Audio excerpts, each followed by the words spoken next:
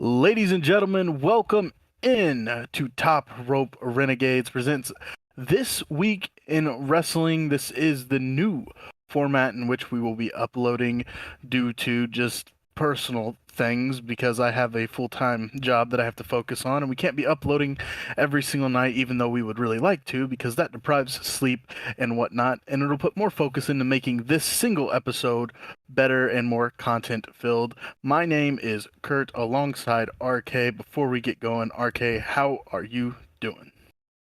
Well, the famous saying, "There's plenty of time to sleep when you're dead." So, Yeah. um, but yeah, no, I absolutely. It is a lot of work to try to put out something every night. I think with the format that we're going to try to go to, we're going to be able to go into a little bit more in depth into things and kind of bring you some new ideas that we're coming up with, and we just want to kind of make it a weekly show so we can be a little bit more prepared and just give you guys more info about everything, just so we can kind of focus our attention on certain things instead of just winging it per se. Even though I'll be honest, not really prepared for tonight. I think I'm experiencing WrestleMania like lag. Post WrestleMania lag is like hitting me. Like I am just like the come down still happening of WrestleMania, and my focus has not really been. I've watched the shows. We're not gonna get rid of going through the shows. We're gonna do that. We're gonna start things off tonight with just Raw, NXT, and Dynamite from this week. The week in wrestling is going to basically run from SmackDown on Fridays, anything over the weekends, PLE wise or pay per view wise, and then Monday, Tuesdays, and Wednesdays, recording on Thursdays. And of course, if there's any big events that maybe somehow happen on a Thursday, we'll do that as well. And of course, if there's special events like PLEs and pay per views, I assume we'll do a reaction in the sense of we just watched this. Here's our initial thoughts, and we'll really go into depth in this. This is more so an inclusion of the shows from the week, as well as your thing that you like to always talk about, and we always DM about news, rumor, and innuendo that everybody likes to talk about, and it's going to give us a little more time to dwell and talk on the news topics, not just the results and what happened on the shows. More of a our opinions on what we see and what we read and what we hear outside of what happens in the ring. So I'm really excited for this, RK. I know you've been wanting to really dive into the news and the rumors that we always see on Twitter, whether you can trust them or not. Yeah, man, I love the rumors and innuendo, as very famous Bruce Pritchard says. But Yeah. yeah, no, this is gonna be great because I'll go to Kurt and I'll be like, "Hey, check this out," and he'll come back and be like, "You idiot, that's not real, that's fake." And I'll be like, "Oh, crap." We're And I'll basically be like, "Well." we're gonna fantasy book some shit, really, when it comes down to it. So I love that because it's like, oh, I guess I should actually read that first instead of just flying off the handle going, "Oh my God, CM Punk just killed somebody." But Yeah, anyways, you're one of those. You're one of those. I just read the headline. Got to read the details. I got to read the details. I will tell so you. yeah, We'll get into it a bit. I'll tell you what I was gonna say in a second. But yeah. yeah, no, absolutely. So it'll be fun. We're gonna make some fun out of it, and I'm sure you're gonna hear Kurt call me an idiot. So it's gonna be great. Yeah. So yeah, that's the plan. Is RK is gonna compile some news and rumors and stuff like that. I'll have some news as well that I dig up. We'll compare notes, but my favorite part is gonna be you being like, "Did you hear this rumor?" And then I'm just probably gonna say, "No, that makes zero fucking sense. You're an idiot." That's that's the plan, at least I think. And But you know what? I'm okay with that. it's fine. And Maybe. some of it may be really cool. I mean, let's be honest.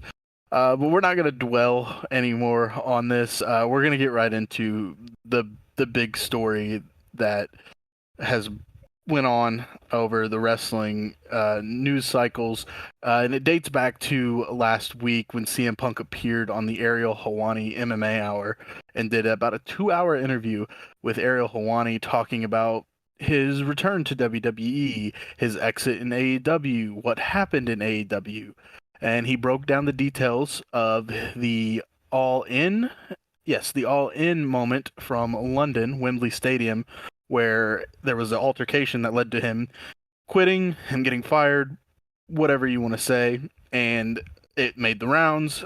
And apparently, and then obviously we know what happened. We'll get to that in a second.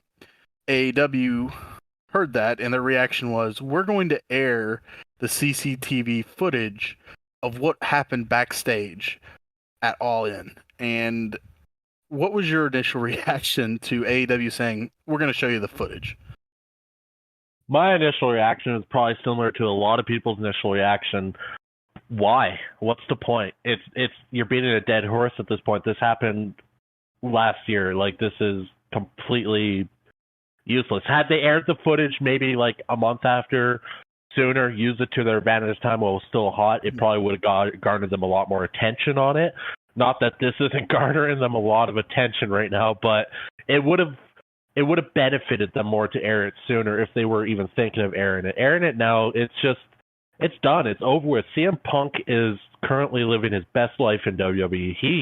He doesn't care. That's why he said what he said. He doesn't care. He's at a point where he just doesn't care anymore. He said it himself. He's like, there's a difference between not being allowed to talk about it and not wanting to talk about it. He's done with it. He doesn't care. So releasing this now just seems, it just seems dirty. It seems, the Young Bucks posted last night. It seems petty, EV petty. It doesn't make any sense. When I heard the news, it just like, what are you trying to get out of this? So what Punk said was what Ariel Helwani asked him what happened backstage at All In, and Punk detailed it and said that he went up to Jack Perry after Jack Perry did the spot with the car windshield and said, "Real glass, cry me a river," which was a date back to Punk telling him not to use real glass in a situation, and it just snowballed from there. And Punk asked him, "Why do you continue to do this social media bullshit, this shit? Why are you doing this, Jack?" And they went back and forth, and Punk claims that Perry said something along the lines of, "Do something about it." Well, CM Punk did do something about it. He said he didn't hit anybody, he just choked somebody a little bit. And he turned to Tony Khan and said, "You're a clown, and I quit." This is what CM Punk said on the MMA Hour with Ariel Helwani. Well, the footage did get released on AEW Dynamite Wednesday night, and it, in my opinion, it showed what Punk said. He went up to Jack Perry. They had a conversation. There was no audio with the CCTV footage. He shoved him. See, some people are saying he punched him. It looked like to me he shoved him, and then he went to put him in a standing guillotine. Perry was only in the guillotine for a couple seconds until Samoa Joe and others rushed in, broke it up. You see CM Punk getting pulled away. He turns and he kind of lunges and points at somebody. I'm assuming it was Tony Khan, and that may have been where Punk called him a clown and said he quit, and that led to Punk walking away.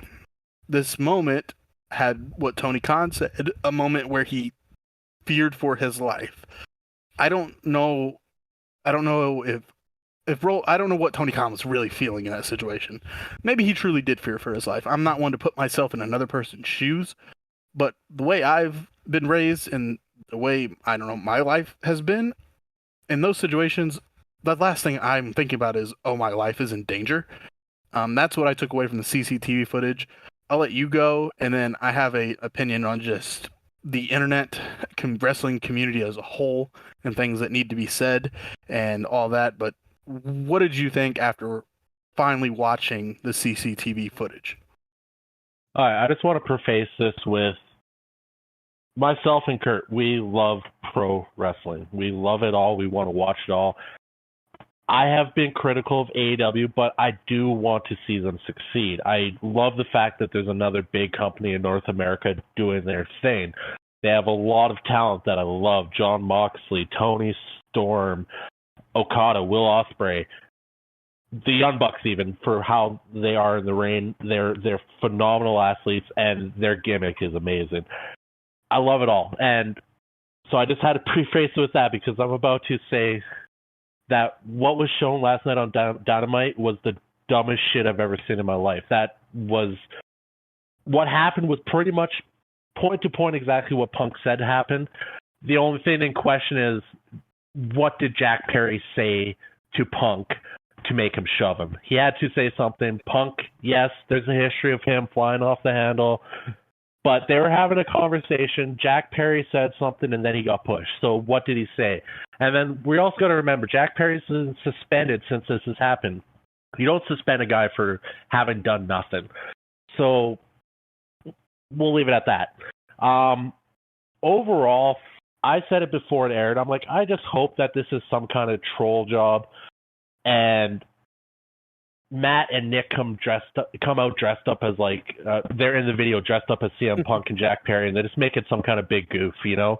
And I would have accepted that, and that would have been hilarious, and I think that would have been way better because what they showed was dumb. It proved nothing. It doesn't make CM Punk look any worse than what was said because he said what happened, and that is what happened. And I don't know, man. It was just dumb. And I mean, at least we can take away from it that Hook looked confused as fuck as to what was going on. Because if you watch that video, you pointed it out to me, and he's just like looking one way at Samoa Joe, looking back at them, looking at Joe, looking at them, looking at Joe, looking at them, and he's just like, I don't know what the fuck's going on, guys.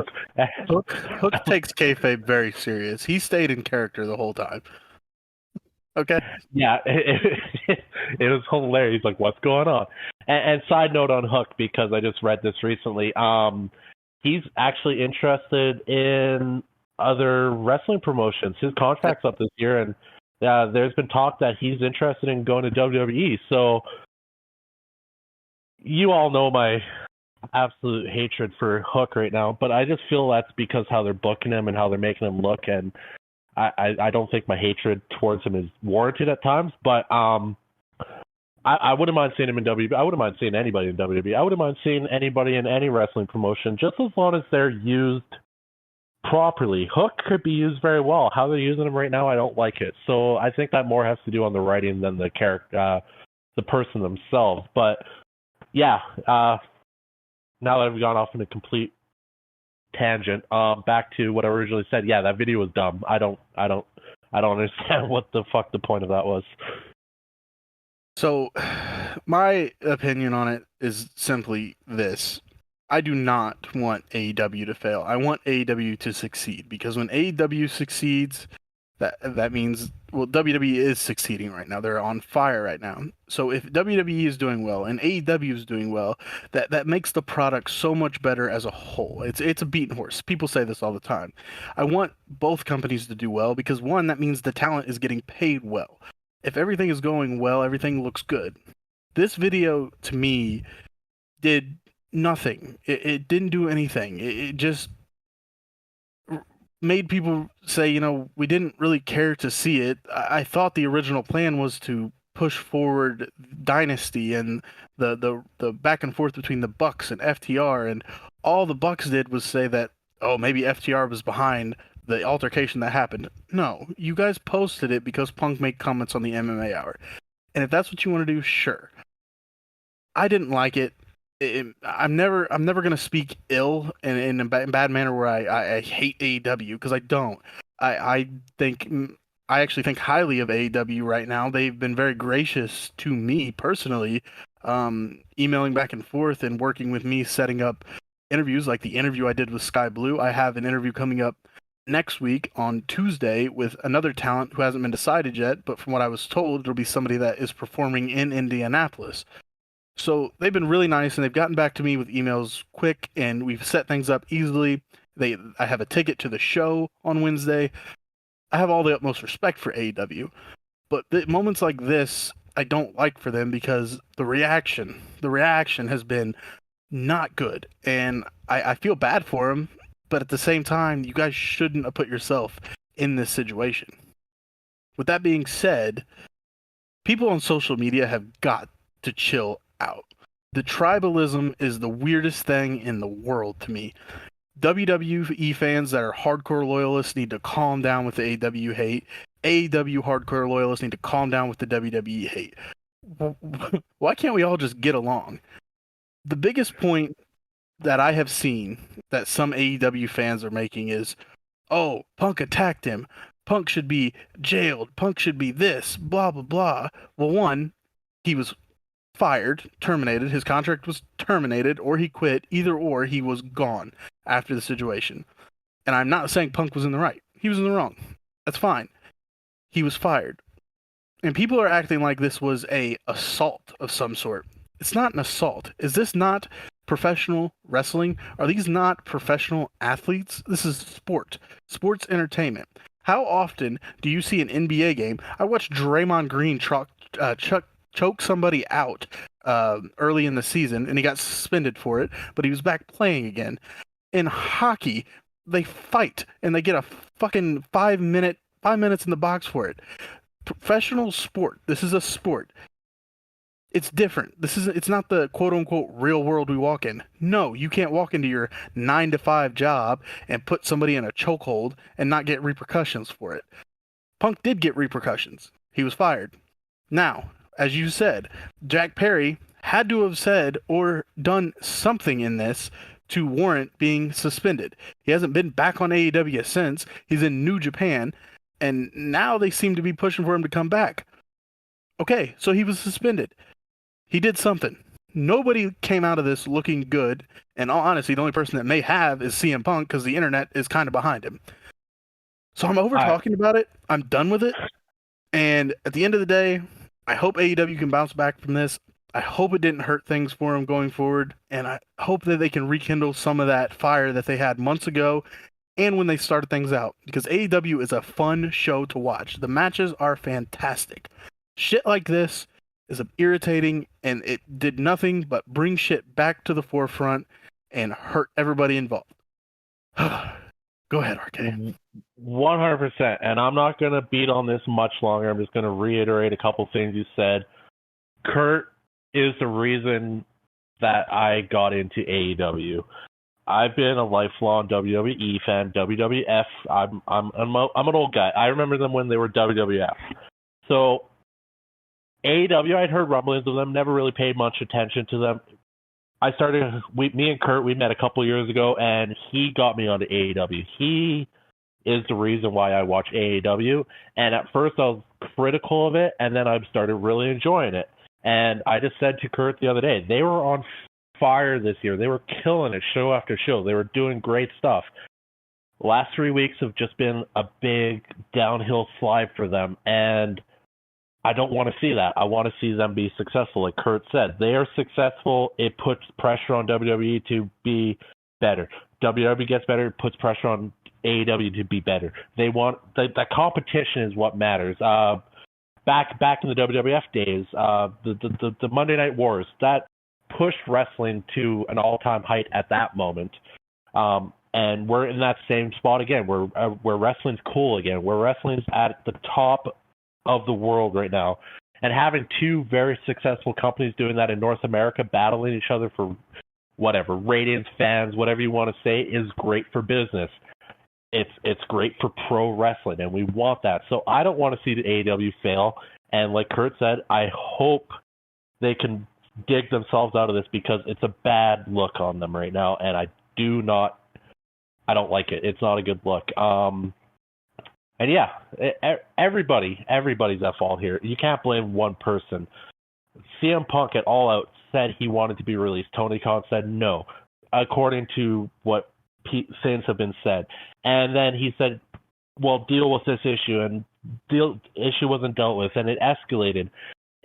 Everybody involved, Tony Khan, CM Punk, Jack Perry, anybody involved close to the situation is all at fault for this. And they need to just get over it. Move on, drop the shit because it's not good it's not a good look. It's not cool to watch. Me and Kurt last night we were yelling at the TV going, "This is dumb. I don't even want to watch this. This is just killing wrestling. This is not what wrestling should be." So yeah, that's about as much as we're going to talk on it. We just want it done. We just want to go back to watching great matches in AEW and watching the great stories told in WWE because that's what they're known for. WWE is known for their stories and AEW is known for their great wrestling matches. Let's get back to that. Let's all enjoy pro wrestling and stop talking about dumb fucking shit. I'm going to stay on it a little more because I'm going to read a little bit of the reaction from backstage at AEW and WWE and see if I can get your take on it. This is from Fightful Select. All credit to them for this. This is what they have heard from AEW backstage was the reactions were many saying it was much of what they expected, that it was a one-night ratings ploy. There was talk of mood decreasing backstage at AEW Dynamite after the footage aired, and more of the social media bullshit.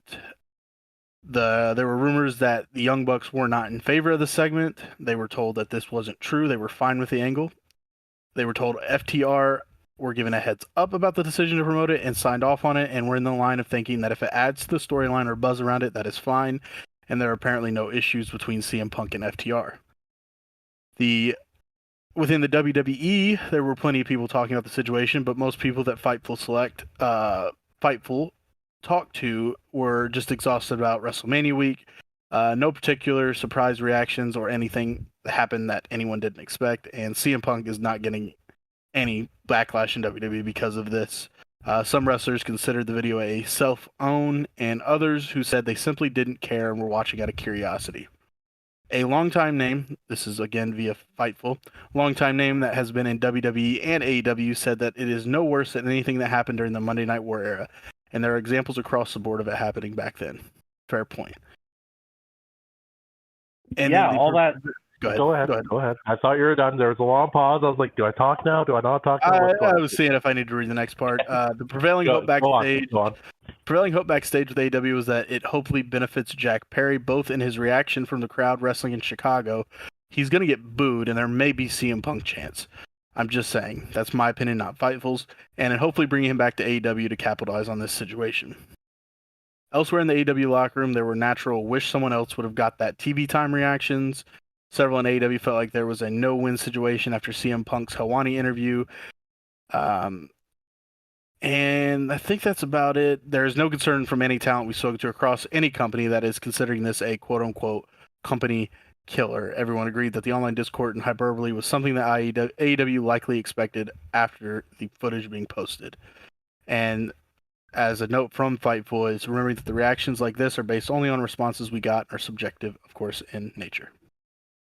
There you go. At 100%, they should put that disclaimer on there, because I read a report on, I'm not even going to name them because it's a dirt sheet and I don't like dirt sheets, but I read a report that the Young Bucks were all for it. So that just goes to show the wrestling industry. You talk to one person, they say one thing. You talk to another person, they say another thing. This is why not just us. I go out there. It's a lot of people in the wrestling industry shit on Dave Meltzer.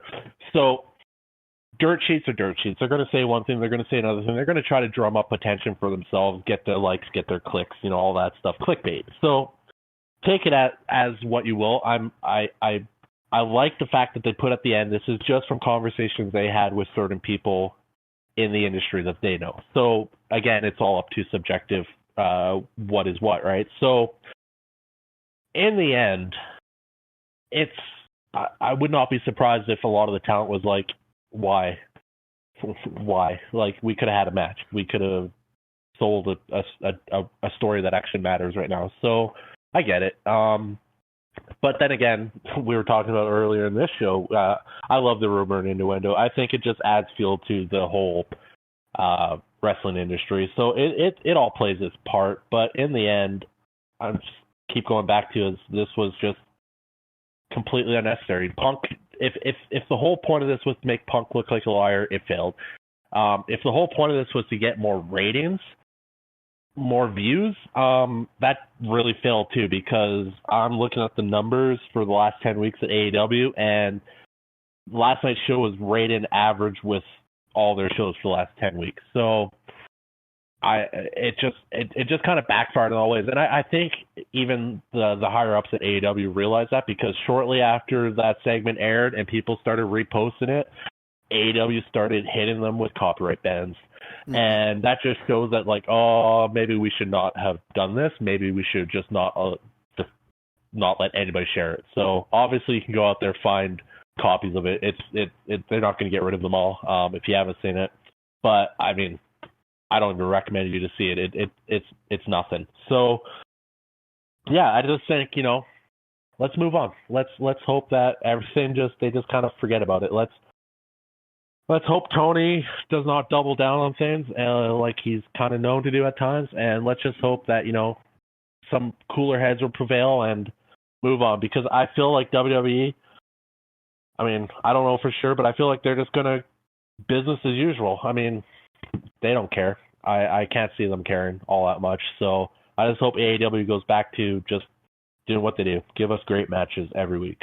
I mean, next week, you shared a picture of it earlier. I didn't even realize this was happening. I want to say his WWE name. Anyways, what's his name? Will Ospreay taking on Claudio Castagnoli. Claudio Castagnoli. Yeah. So I mean, Claudio Cesaro, however you know him, great wrestler, underrated for so many years, one of the top wrestlers in the industry. That's going to be an amazing match, and I cannot wait to watch that match. And you get to watch it live, and I'm jealous. Yeah. So jealous. I can't wait for that.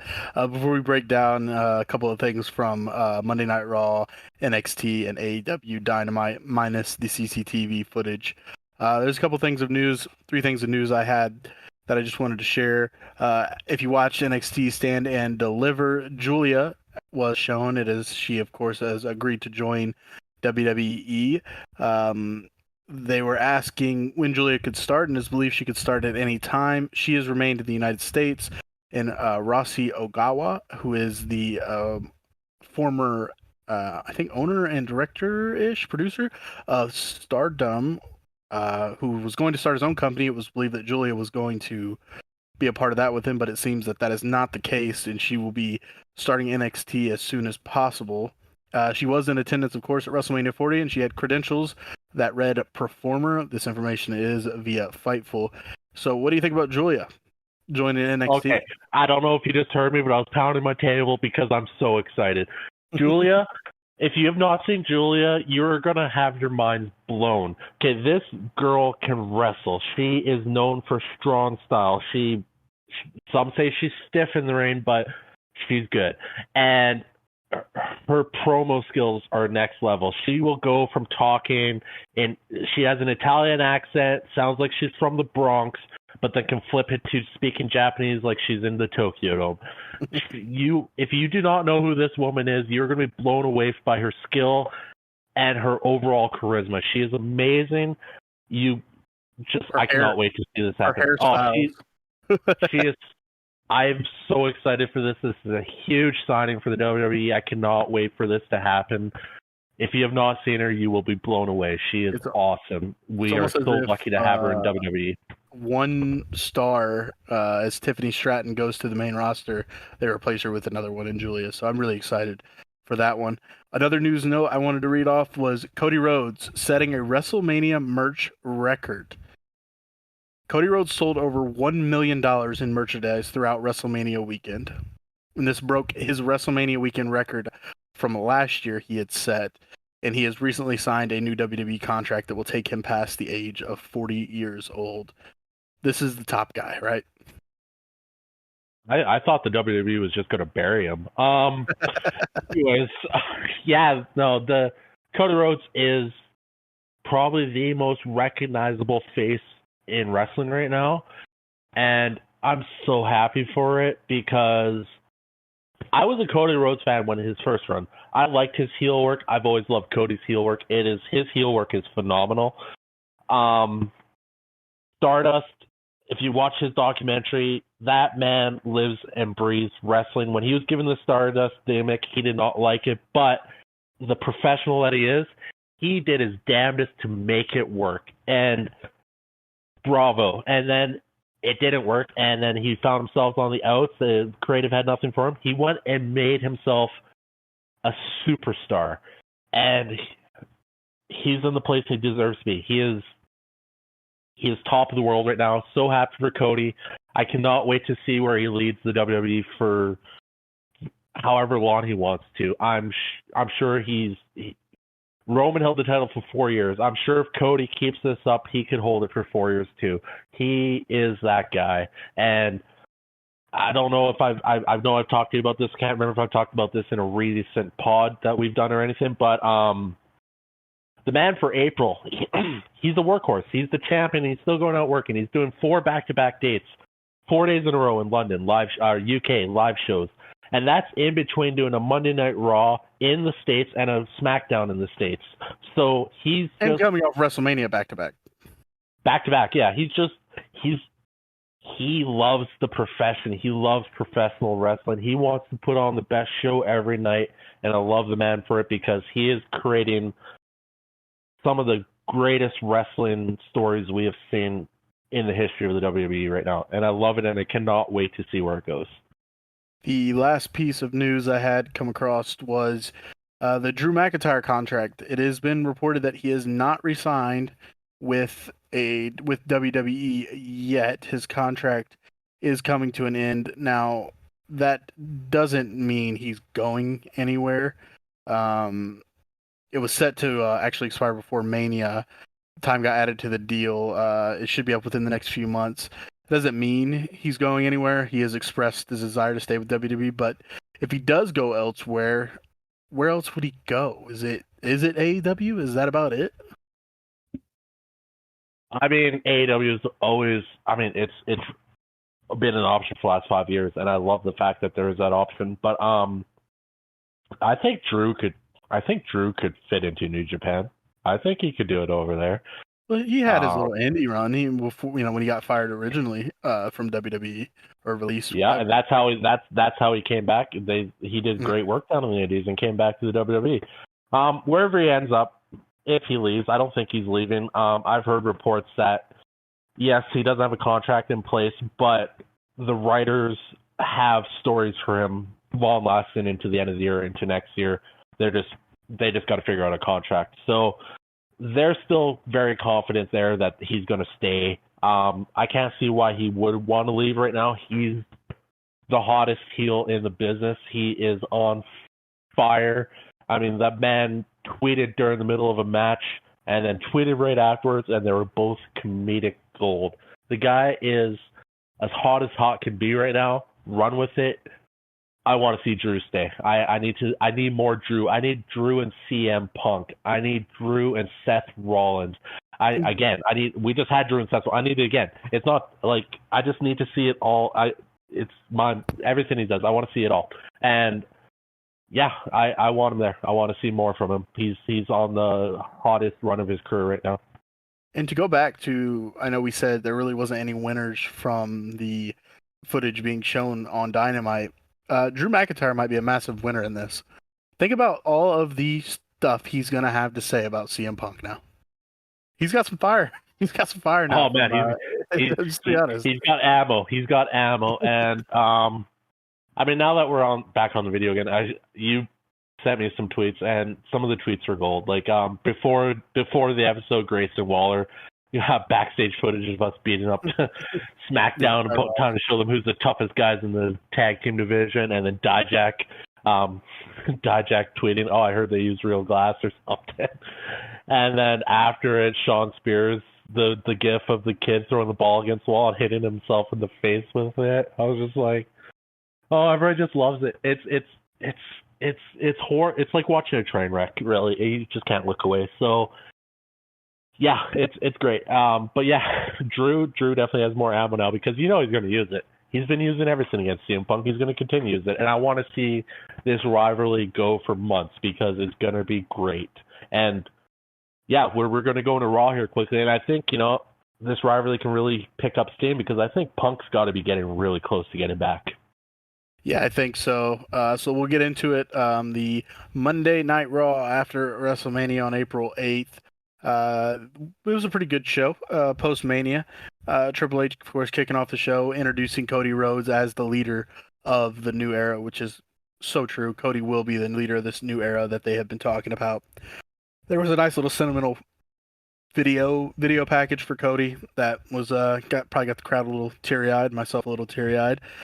Cody doing his thing, The Rock interrupting Cody, just a little back and forth of, "Hey Cody, can I hold the title? Yeah, it looks really good on me." He gives it back. Rock says he is going away for a while, but when he comes back, he's coming for Cody.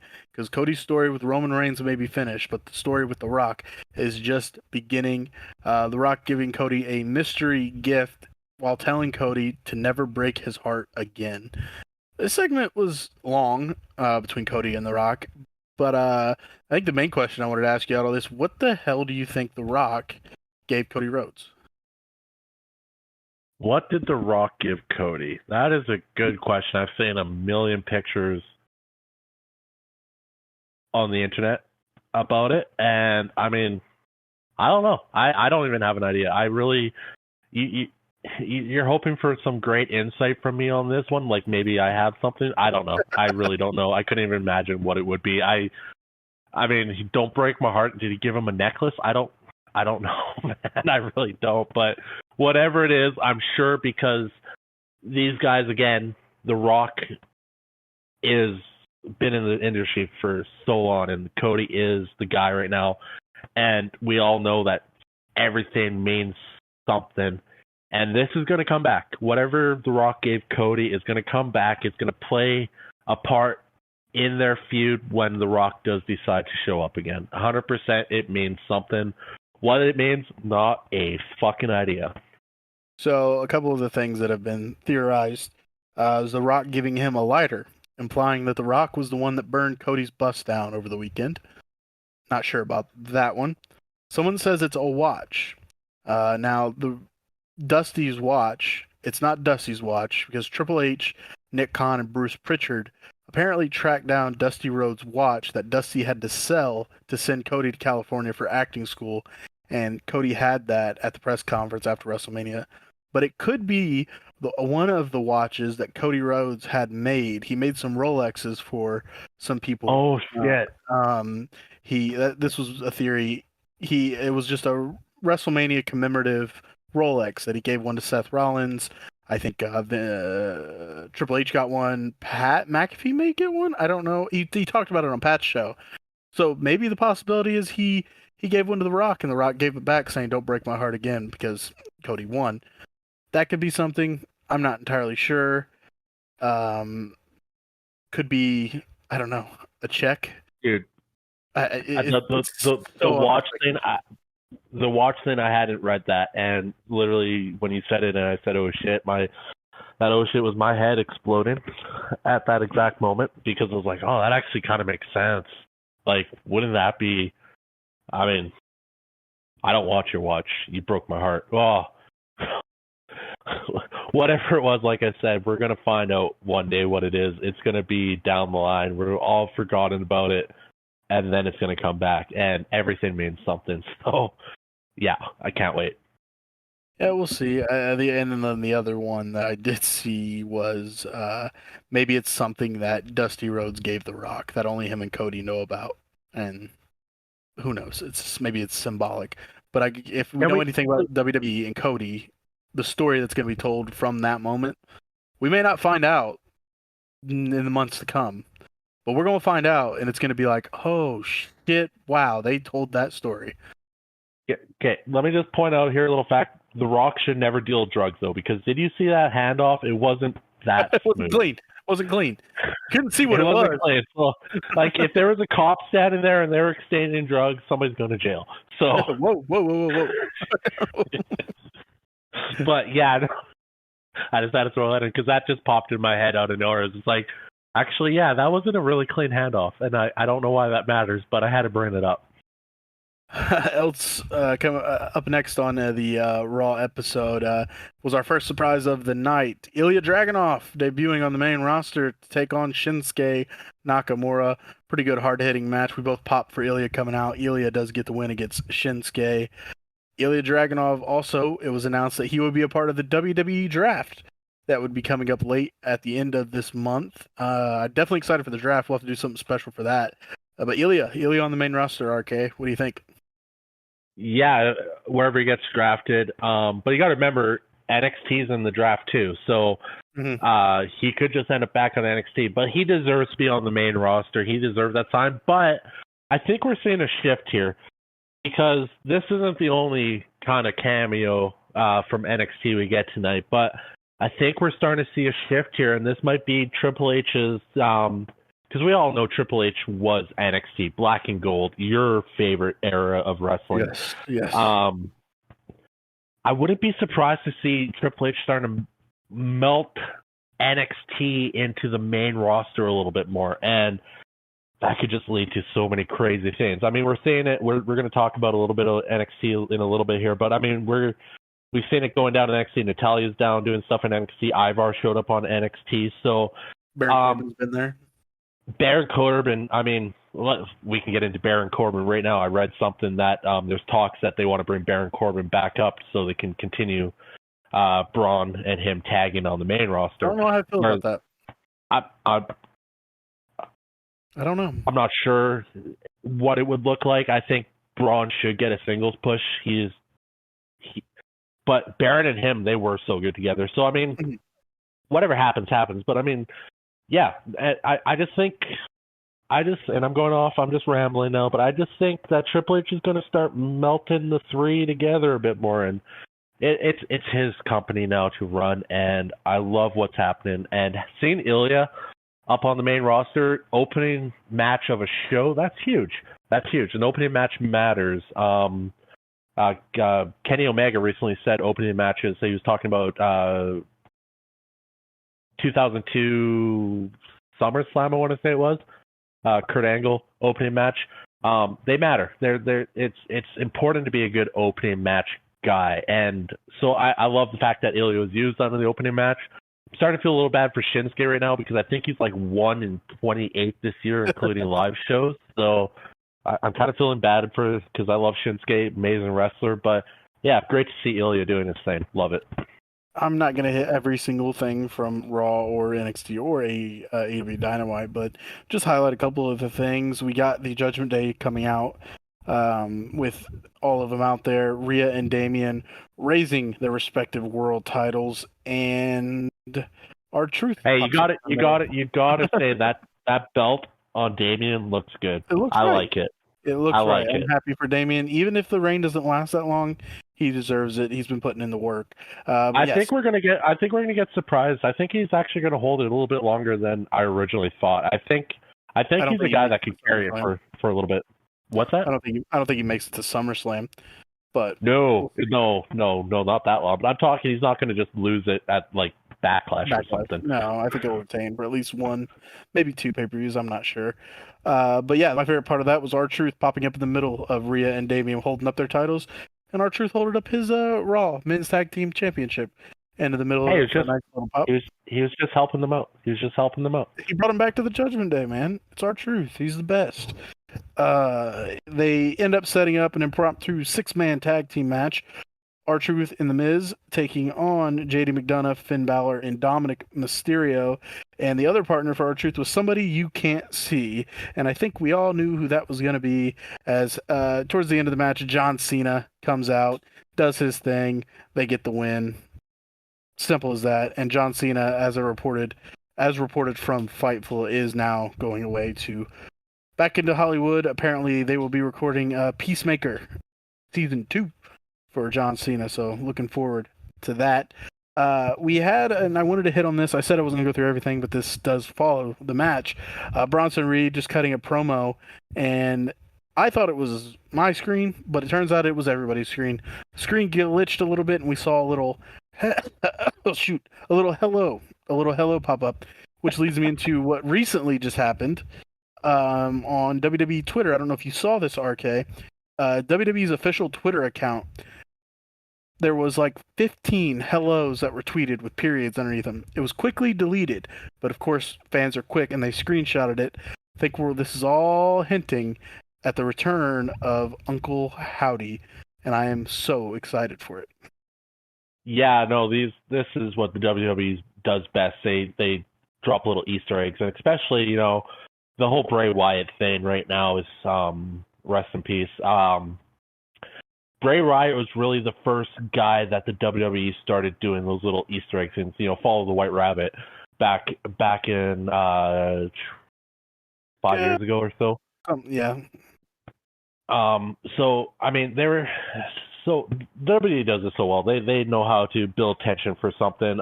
During that same moment, we were getting that Bronson Reed promo in the arena. They were getting a song that was very similar to Bray Wyatt's type of entrance music. So at the same time, they were getting a different Easter egg per se, where the lights all went out. There was just white on the jumbotron, and then a creepy song was playing. So they're doing their thing. They're gonna do this good. They're gonna pay respect to Bray with it. You know, Uncle Howdy, Bo Dallas. They're gonna do good. I think they're gonna pay tremendous amount of respect towards Bray Wyatt with this story. However they do it, they're not gonna make it feel cheap. They're gonna make it feel heartfelt, and it's gonna be good. And I just can't wait. I can't wait to see where it goes, because, I mean, who better to do it than Bo Dallas, his brother? So, yeah, can't wait. It's awesome. And just one back up just a little bit on something. John Cena, yeah, he's off to Hollywood shooting Peacemaker. He said that he's busy until the end of the year, November-ish, but he said he wants one more run. And I hope he gets it, because he deserves it. If he wants to do one more run, let's make it happen. I want to see one more hurrah. If you want me to be honest, and we're going to veer off topic, this is how this is going to go. Now, if John Cena is available at the end of the year, can you wait and hold him off maybe until the Rumble? There's a surprise entrant, right? And then keep him around, hopefully, till WrestleMania. Let him do the WrestleMania run next year. And I desperately just want John Cena versus Randy Orton at WrestleMania. They've never had a one-on-one match at WrestleMania, and it'd be beautiful to see both of them in the ring one-on-one at WrestleMania. I believe Randy Orton has said in the past that that's one of his dream matches. So let's make it happen. WWE, you hear it here first. Orton, Cena, WrestleMania 41. Make it happen. And I do want to hit on Rhea Ripley was backstage talking to Dominic Mysterio about handling business with Andrade until she was fucking drilled with a steel chair in the back of the head, thrown, by the way, not hit. It was thrown by Liv Morgan, and Liv started laying into her. So we're getting Liv Morgan, Rhea Ripley. And if anyone has the best storyline for Rhea right now, it is Liv. Rhea hurt Liv. It's all built up, and I'm so excited for this. Honestly, let's go Liv. I'm Team Liv always, and we'll see how this goes. But you got correct. I shit you not. We were watching it, and I must have been looking down at my phone or something, because you're like, oh my God. I looked up, and it was just Liv beating on Rhea. I'm like in my head going, all right, whatever. It's just a typical backstage fight. It wasn't until the next day I saw the video. I saw the video of Liv hucking a chair at Rhea's head. I was like, holy shit.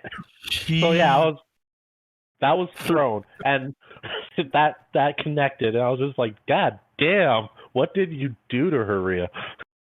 Yeah, that's going to be a fun build. Love Liv Morgan, love Rhea Ripley. They're going to do fantastic work. Our next surprise of the Monday Night Raw after Mania, Roxanne Perez, the NXT Women's Champion, debuts and beats Indy Hartwell. The only build for this post was Natalya telling Roxanne that she will see her on NXT. We will get to that afterwards. Sami Zayn cutting a little promo.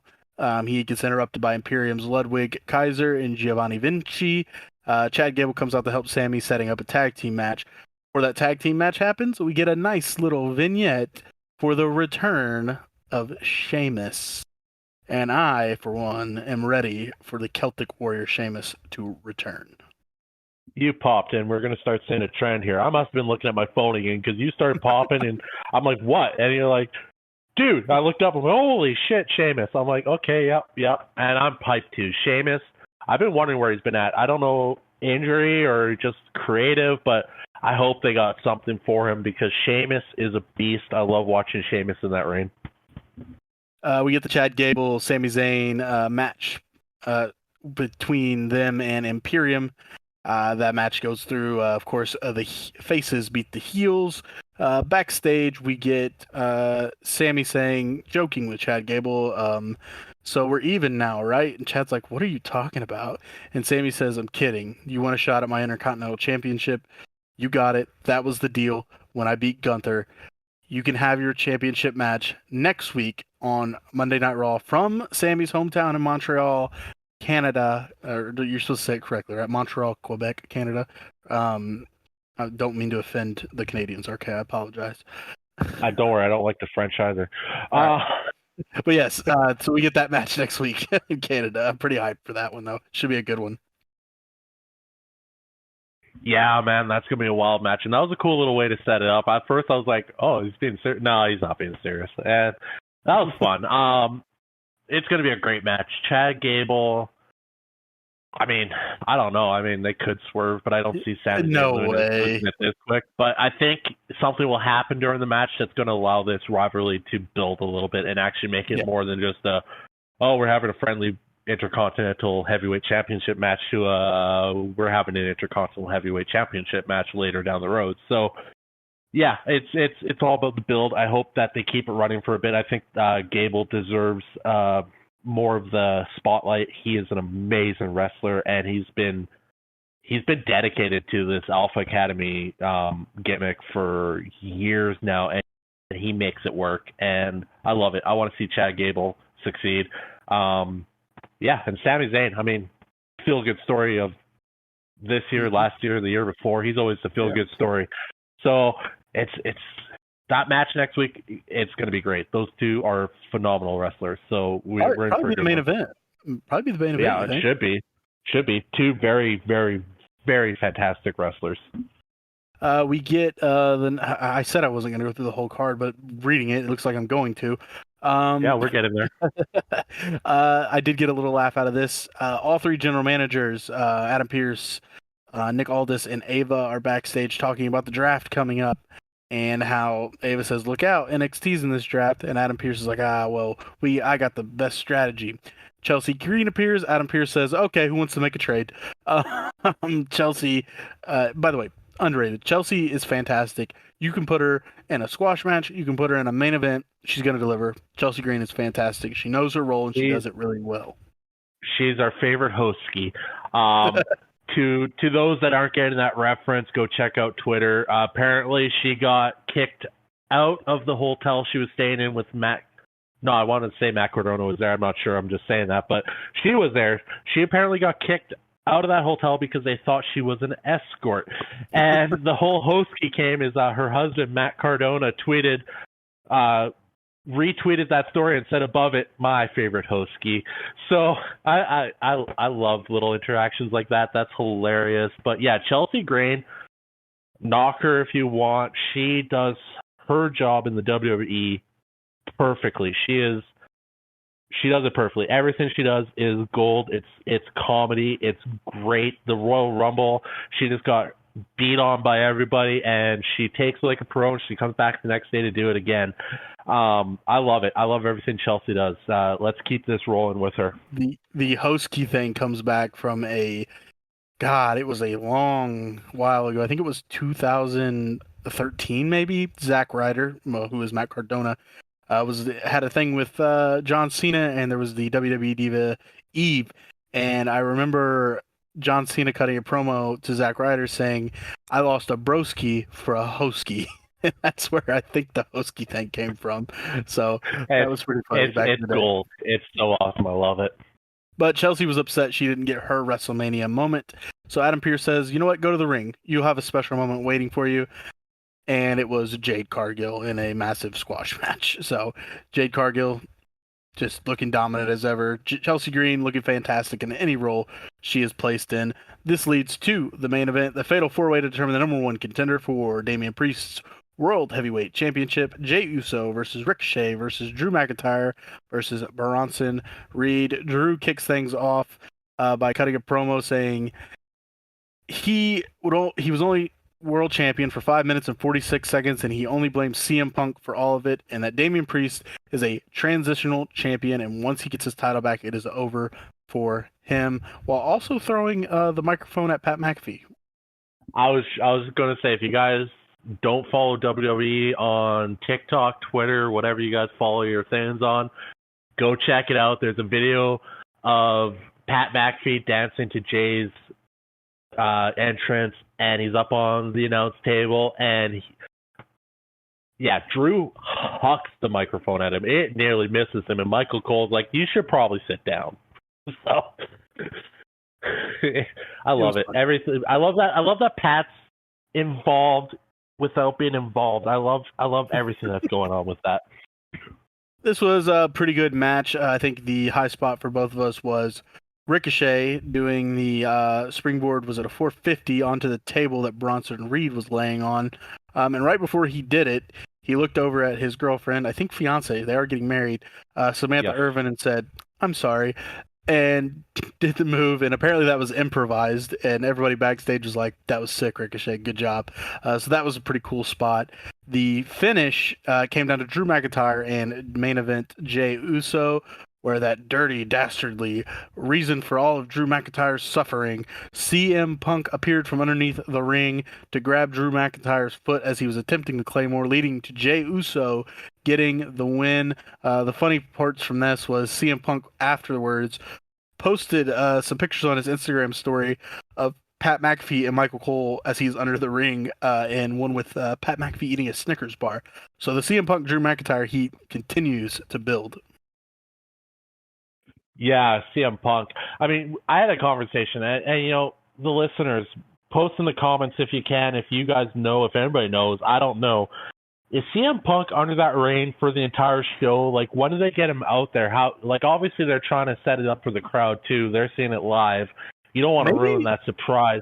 Like, man, maybe it was when you talked about the arena went dark. Maybe that's when they snuck him out there. I don't know. That's possible. There's got to be a point, but they're not going to give that away to the fans in the crowd because it's part of the story, right? So is there a way underground? I don't know. That's why I'm asking. If anybody knows, please tell us because I want to know. Peel back that curtain because I want to know how the hell. Like, are they under there for 4 hours just on their phone watching TikTok videos or what's going on? So dude's just down there scrolling and tweeting like Drew McIntyre, bored at work, LOL. Probably. I think you left out the best part of that match though. Ricochet. Oh God. Something happened. Yes. Like I think something about a roller coaster and Drew McIntyre being a big motherfucker. I don't know.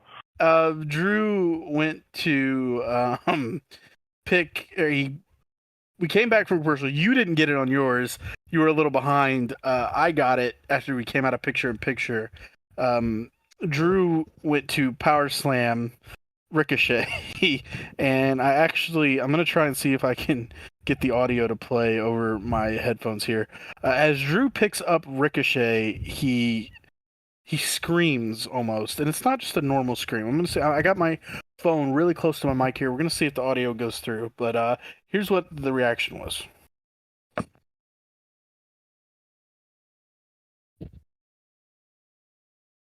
So I don't know if you heard that, RK, maybe. I did not. I just dead air. So Okay. Well, it was like a scream of, man, I can't even. Do yourself a favor, search it up on the internet. Ricochet screaming like a little girl. It's hilarious. I didn't believe it at first. I'm like, that can't be real. And you're like, dude, it's real. I'm like, no, it's not. And then I found it. I'm like, that's real. Holy crap. And then Ricochet had a tweet after. And again, it's just comical. He's like, you try getting powerbombed by a 6'7" monster. It's scary. It's like a roller coaster. Yep, I just pulled up the tweet. He said, "I want all of you to get picked up like that by Drew Mack. Have you ever been on a roller coaster? It's scarier and hurts more than a roller coaster." So good. It's so good. I love it. But yeah, that's great. Yeah. I'm sure Samantha afterwards like, honey, don't. No. Never again. Never again. You nailed it with I'm sorry line. Let's not do the scream again. That was a little weird. So other than that, we had, well, that's it. That's it for Raw, isn't it? CM Punk leading on with Drew. Jey Uso will be the number one contender for Damian Priest's World Heavyweight Championship. And then no Seth Rollins on the show. Apparently he's going to be taking some time off, but apparently he will be factored into the draft. And then no Roman Reigns appearance. We don't know when we'll get Roman, but Roman did post on Twitter. I keep saying Twitter. I know it's X, but I'm always going to say Twitter just like I'm always going to call Edge or Adam Copeland Well, Edge. aren't they still tweets though? I don't know. Are they X's? I don't know. I got plenty of those.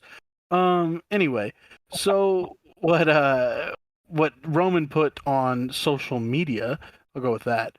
He just posted a video of him on like a treadmill looking super serious, with his headphone in, and the caption was, yesterday I mourned or whatever, I think is what he said, and today is day one.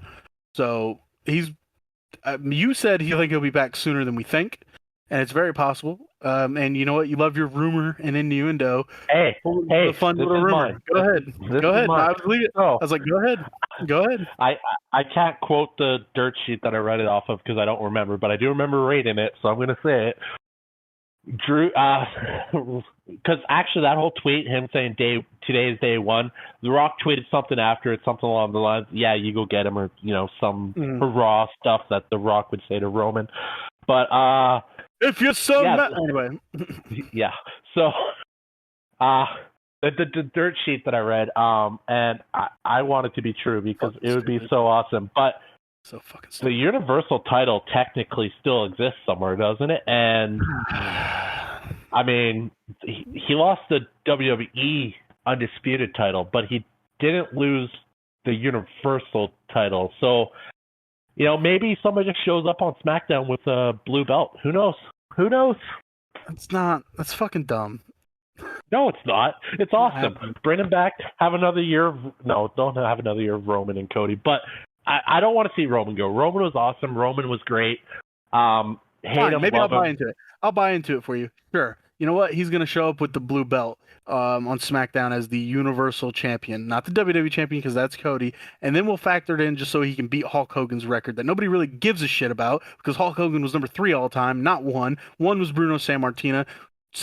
Bruno Sammartino. 2 was Bob Backlund. 3 was Hulk Hogan. Nobody gives a shit about number 3. It only gives a shit about number 1. Unless you want him to hold it and beat Bruno. What's the fucking point? Yeah, Roman could be like 64 and still not wrestling. He only showed up once a year anyways.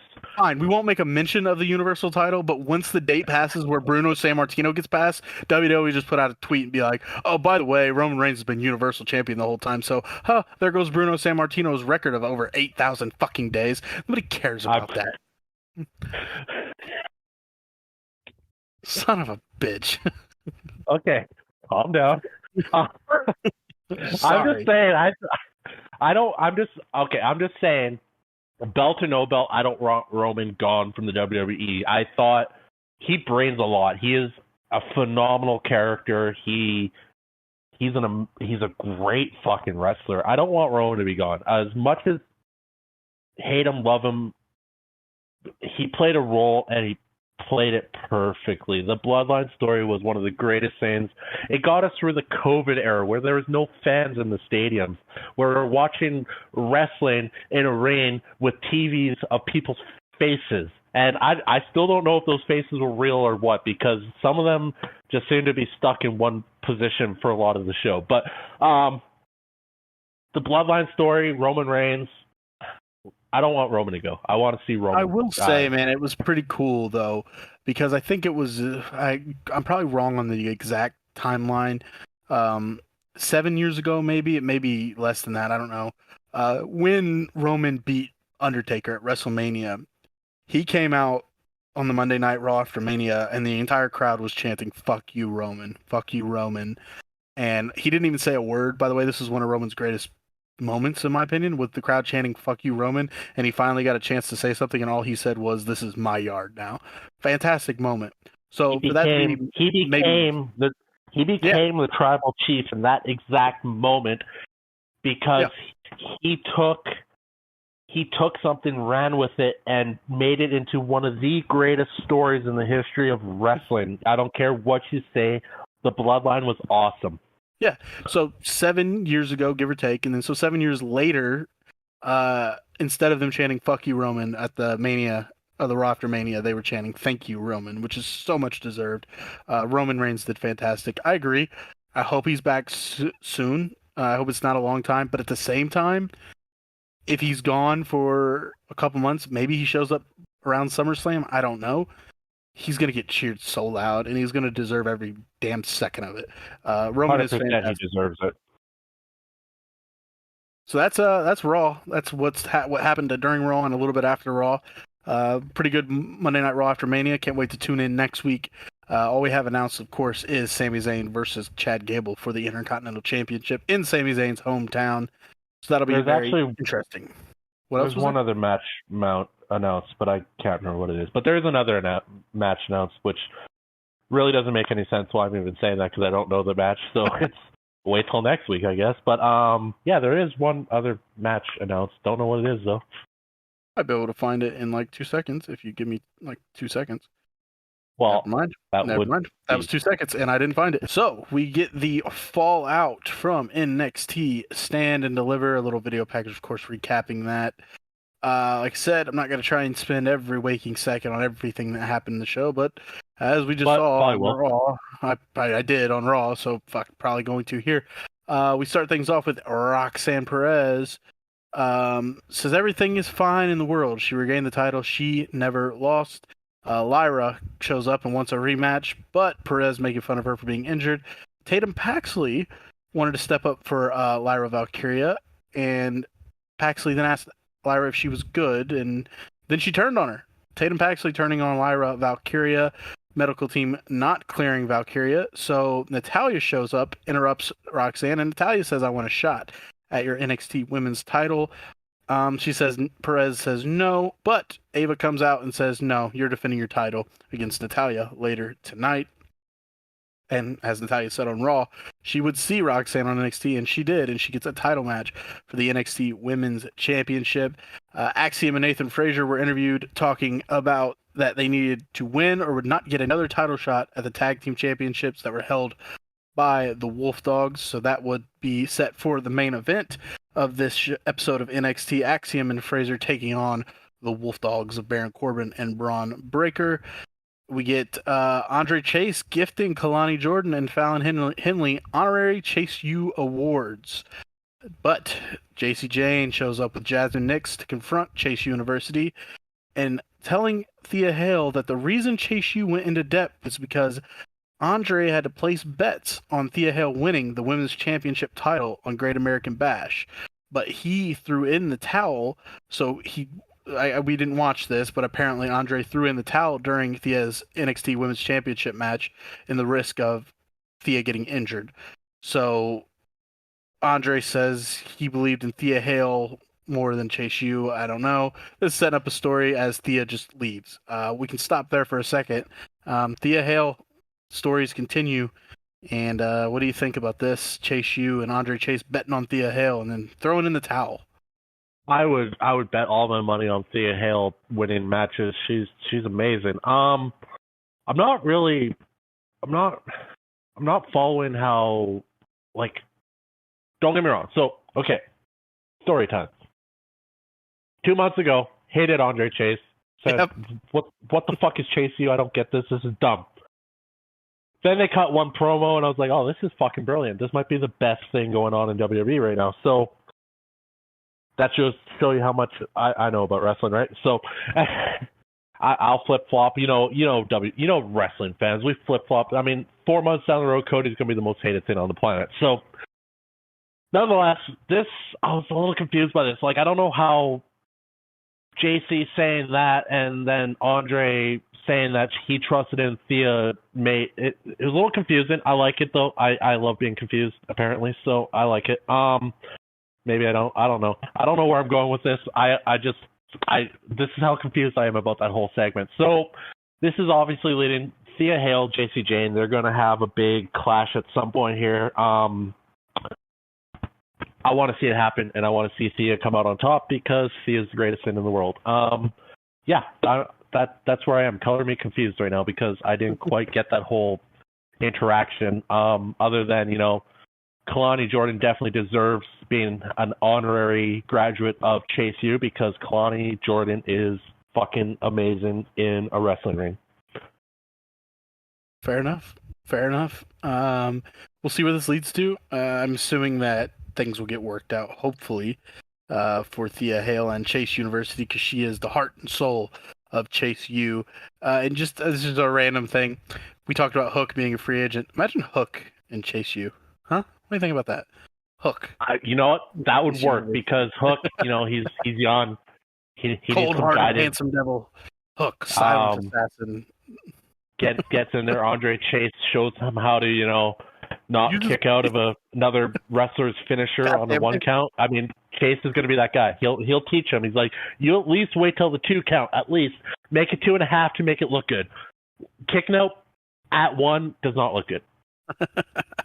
And this isn't really circling back, but as we did say, the draft was coming up. Roxanne Perez in her promo did say that she would be declaring for the draft. And then on Twitter, there was posted from WWE, as revealed by Michael Cole, April 26th is the start of the draft. It will end on April 29th on Raw. And Thea Hale tweeted a little emoji of like some side eyes and some eyes peeking out. Maybe Thea Hale's going to be in the draft. We'll see. Thea Hale. Put her on Raw. Put her on Raw. Put her on Raw. Give her the title. Rhea, you're done. Rhea, you're done. WrestleMania 40. What did I say? WrestleMania 41. Thea versus Rhea. Yep, Thea versus Rhea. It makes sense. It just makes sense. Up next was Axiom and Nathan Frazier. I'm sorry, I'm going way backwards. It was the Izzy Dame and Kiana James match taking on Kalani Jordan and Fallon Henley. This was a pretty good match. Like we said, Kalani Jordan is fantastic in the ring, as is Fallon Henley. This was just a good match where Izzy Dame and Kiana James do end up getting the win via pinfall. It was a good match to me. Just furthered on this little rivalry between them. The story there, Fallon Henley was tag team partners with Kiana James a while back, and they've had their differences. And I think it's really turned into a showcase for Kalani Jordan. But I wanted to get to this. It was the debut of my boy, Javon Evans, 19-year-old phenom. He was former DPW champion Jay Malisha. He has been repackaged as Javon Evans, and he's a little green still. I'm not going to say he's the greatest thing of all time, but the potential of this individual is so damn good. If you can find the match he had against Scripps, it was just the athletics, both of them actually, Scripps and I almost wanted to call him Reggie again, Scripps and Javon in this match, athletic are incredible. There's a cutter that Javon does that he looks like he's just floating through the air, and his finisher is I don't even know what to call it. He starts spinning, and then as he's coming down, he somehow starts spinning faster. And I was in awe. RK's gonna probably make fun of me here when he starts talking, but I have been an advocate for Javon Evans. Call me the Paul Heyman for Javon Evans because I've been pushing him. I've been watching NXT Level Up episodes of Javon Evans. He is the future of NXT, maybe the future of WWE. He's got that I think. We'll see what more comes of him if he's going to be a mainstay on NXT. But I'm a big Javon Evans fan. RK, what did you think of the match? And go ahead and call me out, make fun of me for being obsessed. You want to talk about crying me a river? When WWE didn't post that one episode of NXT Level Up, you should have heard this man. He's like, "This is bullshit. Where's NXT Level Up?" He tweeted it. They tweeted it. They said NXT Level Up. My match is out, and I was looking for it, refreshing, and I even told you, I said, we're gonna watch this right now, and you're like, all right. And they never posted it. They eventually posted it, but even then, I was kind of pissed off. I was like, man, I was trying to see my boy. Y'all are taking the shine away. But yeah, go ahead. So yeah, cry me a river. Real glass. Let's just put this out here. Scripps, Reggie. I really know him well as Reggie because his WWE main roster run as the sommelier for I think he was sommelier for Nia and Shane. I think Chelsea Green at one point. He was there for a bit, and every time you saw him, he was just there. But then he did some crazy stuff with the 24/7 title, and I'm like, actually, this guy's got some skill. And now it's Scripps, and in this match, he looked good. He's only 31. He's still got a lot of career ahead of him. He's got the skill. Maybe they got something here with Scripps. So I will admit though, your initial evaluation of Javon Evans. I've heard more about this kid than I've heard of anything else lately. From you. He's good. He is very rough around the edges, but that springboard spinning corkscrew splash was ridiculous. He gets so much air. His cutter, it was from the top rope, wasn't it? Like, it was wild. Upper middle, but it's just like the way he floated through flies. the air and Yeah, it looks good. kind of like arched in his. I don't know. It was weird, and then he just like connected. It was really good. He's extremely athletic. He's got talent. He's probably going to have to learn about pacing at some point with wrestling matches and, telling a bit of a story in the ring per se. But right now, as a 19-year-old kid, he looks good. He's probably got a very bright future ahead of him, and he couldn't be in a better place getting tutelage from Shawn Michaels himself. So, yeah, I'm all for it. He looks great, but let's not forget about Scripps in this match. He looked good too, and I think let's give some Scripps some love because I think he's really good. He's a good wrestler. That finisher is just called the corkscrew splash. I'll take it. Sure, makes sense. It looks like a corkscrew and then a splash. Yep. You probably have to call it like the Javon bomb or something. There you go. Javon bomb. There you go. Oh shit. That sounds like a power bomb though. I don't like that. Well, it's like no. Batista bomb. Javon splash. The Javon splash. No. The young his nickname is the Young OG. Work with that. We'll figure it out. Kelly Kincaid spoke with Ridge. We're messaging trips right now. Yeah. I got him on speed dial. Kelly Kincaid spoke with Ridge Holland after he attacked Joe Gacy in NXT Stand and Deliver. Joe appeared out of nowhere. Joe, this article I read says he was talking trash, but he was being genuine. He's like, "Hey, Ridge, I understand. You were on top of the world, and the next thing, okay, maybe he was talking a little shit. You were on top of the world, and you are now doing the pre-show stuff and blah, blah, blah." And Holland just ignored him. And then LWO's Cruz Del Toro and Joaquin Wilde met with Holland and saying that this isn't the real you. And Holland pushed Del Toro before accidentally slamming the door on Del Toro's wrist. And that is set up. Ridge Holland making his in-ring return against Cruz Del Toro next week. You didn't think this would last long with Ridge, I assume. Well, I mean, I didn't buy the retirement walking away speech from 2 weeks ago. I didn't think they'd flip-flop on this so fast. It feels like they're almost, I don't know, I'm sure they got a plan, but it almost feels like they're not actually sure what to do with it. But I'm sure there's some long-term plan to make us all think this exactly as I'm thinking. I don't know, but let's just say Joe Gacy. Joe Gacy's amazing. That was everything he does is phenomenal. The head popping out of the curtain. Hey, Ridge. So, he's just got that maniacal smile on his face. He's just Joe needs to do everything. I love it. That's all I got to say about Joe. Awesome. The rest of that stuff, I mean, Joaquin Fisher and Cruz Del Toro. And yes, I know I said Fisher, but that's because, anyway, I know it's wild. I'm just making fun of myself because I'm an idiot. Mm-hmm. But Joe Gacy, number one, he's like Thea. Fuck, make him beat Cody. I'm all for it. Jesus. Okay. Up next was the NXT Women's World Championship. Roxanne Perez taking on Natalya. This was a good match. Roxanne comes away with the win with the Pop Rocks. There was a highlight of this before we get to the full finish. You have said only a few people will know how to do the sharpshooter correctly. Natalya's one of them. 100%. And I'll continue to say it. The Rock, Bret Hart, Owen Hart, Natalya. Those are the four people I've ever seen do the sharpshooter correctly. Anybody else that tries to do it and they do it wrong can just fuck off with it because that is one of the greatest submission moves of all time. If you don't do it correctly, don't even bother. As I said, Roxanne wins with the Pop Rocks. Finish came. Lola Vice appeared, sweeping Natalya's leg on the outside with a kick. Perez took the opening, hit the Pop Rocks, and got the win, setting up Natalya and Lola Vice rivalry to build. We get a little backstage with Braun Breaker, and Baron Corbin, where Corbin was just basically trying to make Braun Breaker admit that being a team was a good thing. And their back and forths are fun.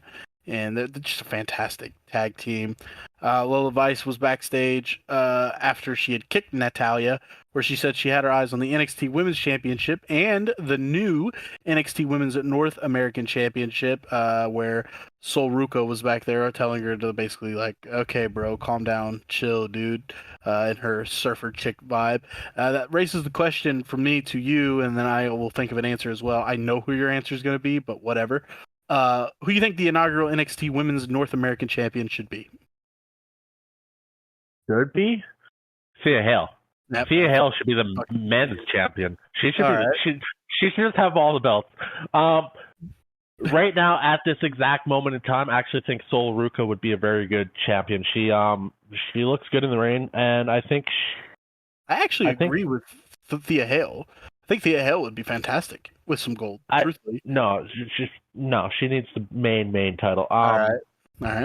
No, the Thea thing right now, it's JC and Thea. You don't need a belt for that. I've said this before. You've said this before. You don't need a belt to make a rivalry great. Yeah, I really like Sol for it, actually. I think, from seeing what she did in the ring last week or a couple weeks ago with that top rope cartwheel DDT thing, I wouldn't mind sitting on Sol. Give her some love. Thea's got her own thing going. She doesn't need a belt to be any bigger than she already is. Sol Ruca makes sense. A couple of names that come to mind are Fallon Henley, I think. Maybe Lash Legend could be a nice little spot to give her that. I guess Lola Vice. I hope not. No, I'm sorry. I know you like to be politically correct in what you say about wrestlers, but Lola Vice, cannot wrestle. I'm just. They need to put her not on TV until they figure some shit out. I don't know, but I guess I'm being mean, and I don't know. I just might be on edge this week with what happened yesterday, but just give her some more time, like behind the scenes. Her moves just look sloppy, and if she NXT's in development territory, I know, and I'm going to catch shit by our 8 subscribers, but no, I'm just kidding. I don't know. I just don't like. Something off about Lola. I don't buy it. Yep. So I don't know if it's her character, if it's her wrestling. I mean, I've only really seen a couple matches from her, but they haven't been good. So I mean, give her some more time. Get it. Your product, your development territory, but you're still a TV product, and you should be putting on the best show for the fans. And right now, I don't think Lola's that person to be putting on the best show right now. Yeah, I said it. Hate me for it. I ain't gonna go yell and tell her she quit and stuff. Like, no, just give her more time developing. Like, give her some more time training before you put in her in high profile matches with like Natalia or, even in the title picture. Give her some more time. Let her develop a bit more. Fair enough. And the last name I wanted to throw in for the inaugural Women's NXT North American Champion, Jada Parker. She's been on fire recently. So there is that. The next match was the D'Angelo family, Channing Stacks, Lorenzo, and Luca Crucifino, taking on No Quarter Catch Crew's Miles Bourne and Damon Kemp. They end up getting the win, the D'Angelo family, over No Quarter Catch Crew. It was just a quick little match for that one. The NXT North American champion, Oba Femi, was cutting a promo in the ring where he talked about him not losing his title. Gave some props to Briggs, who we learned fractured a couple ribs. Not sure if that's story or if that actually happened. It was a hard-hitting match at Stand and Deliver. Gave props to Briggs and Dijak until, of all people, Ivar appeared. This was what you were kind of hinting at. You mentioned Ivar showed up on NXT. This was just another main roster guy showing up on NXT. So it looks like we're going to have Ivar and Oba Femi. Then we go to the Metaphor. Back up. Go ahead. I got one thing to say to all those clowns on the internet that are saying, oh, I guess being a jobber on the main card makes you a top star on the... No, NXT is a top show. Ivar is great. I don't know where in your mind you would think that Ivar is a jobber on the main card. Ivar is doing amazing at the moment because Eric and Ivar, the Viking Raiders, Warm Raiders, whatever, the New Japan, they're amazing. you put some respect on Ivar. I saw the one meme, and I was just, whoever wrote that can just fuck off, because Ivar is not a jobber. And I like the fact that WWE is, using some of the guys from up top down on NXT. It's just, they got 3 shows to showcase so much talent. Let's make it happen. I love it. And to all those people that say Ivar is just a jobber, fuck off. All right. Speak your piece, RK. Up next was the Metaphor, Noam Dar, Mensa, Last Legend, Jakara Jackson, celebrating their success as the host of NXT Stand and Deliver. Mensa said he was very frustrated that Obafemi pushed him away and that he would be the one to end Obafemi's reign. Okay. Dijak does show up, though, and asks who the hell did the parody skit about him. Noam Dar saying he was responsible. Did you like it? Dijak's told him no, and that was his one warning, setting up Dijak taking on Noam Dar next week, and that'll be interesting. 2 completely different styles. Could be a banger of a match. Do you have anything you want to say on that, or you want me to keep on rolling, RK? I know you're a big Dijak. Keep on rolling. I'm not gonna lie, I can't think of one Noam Dar match that I have seen, so I don't really have any leg to stand on here to give any opinion on what this match will be like.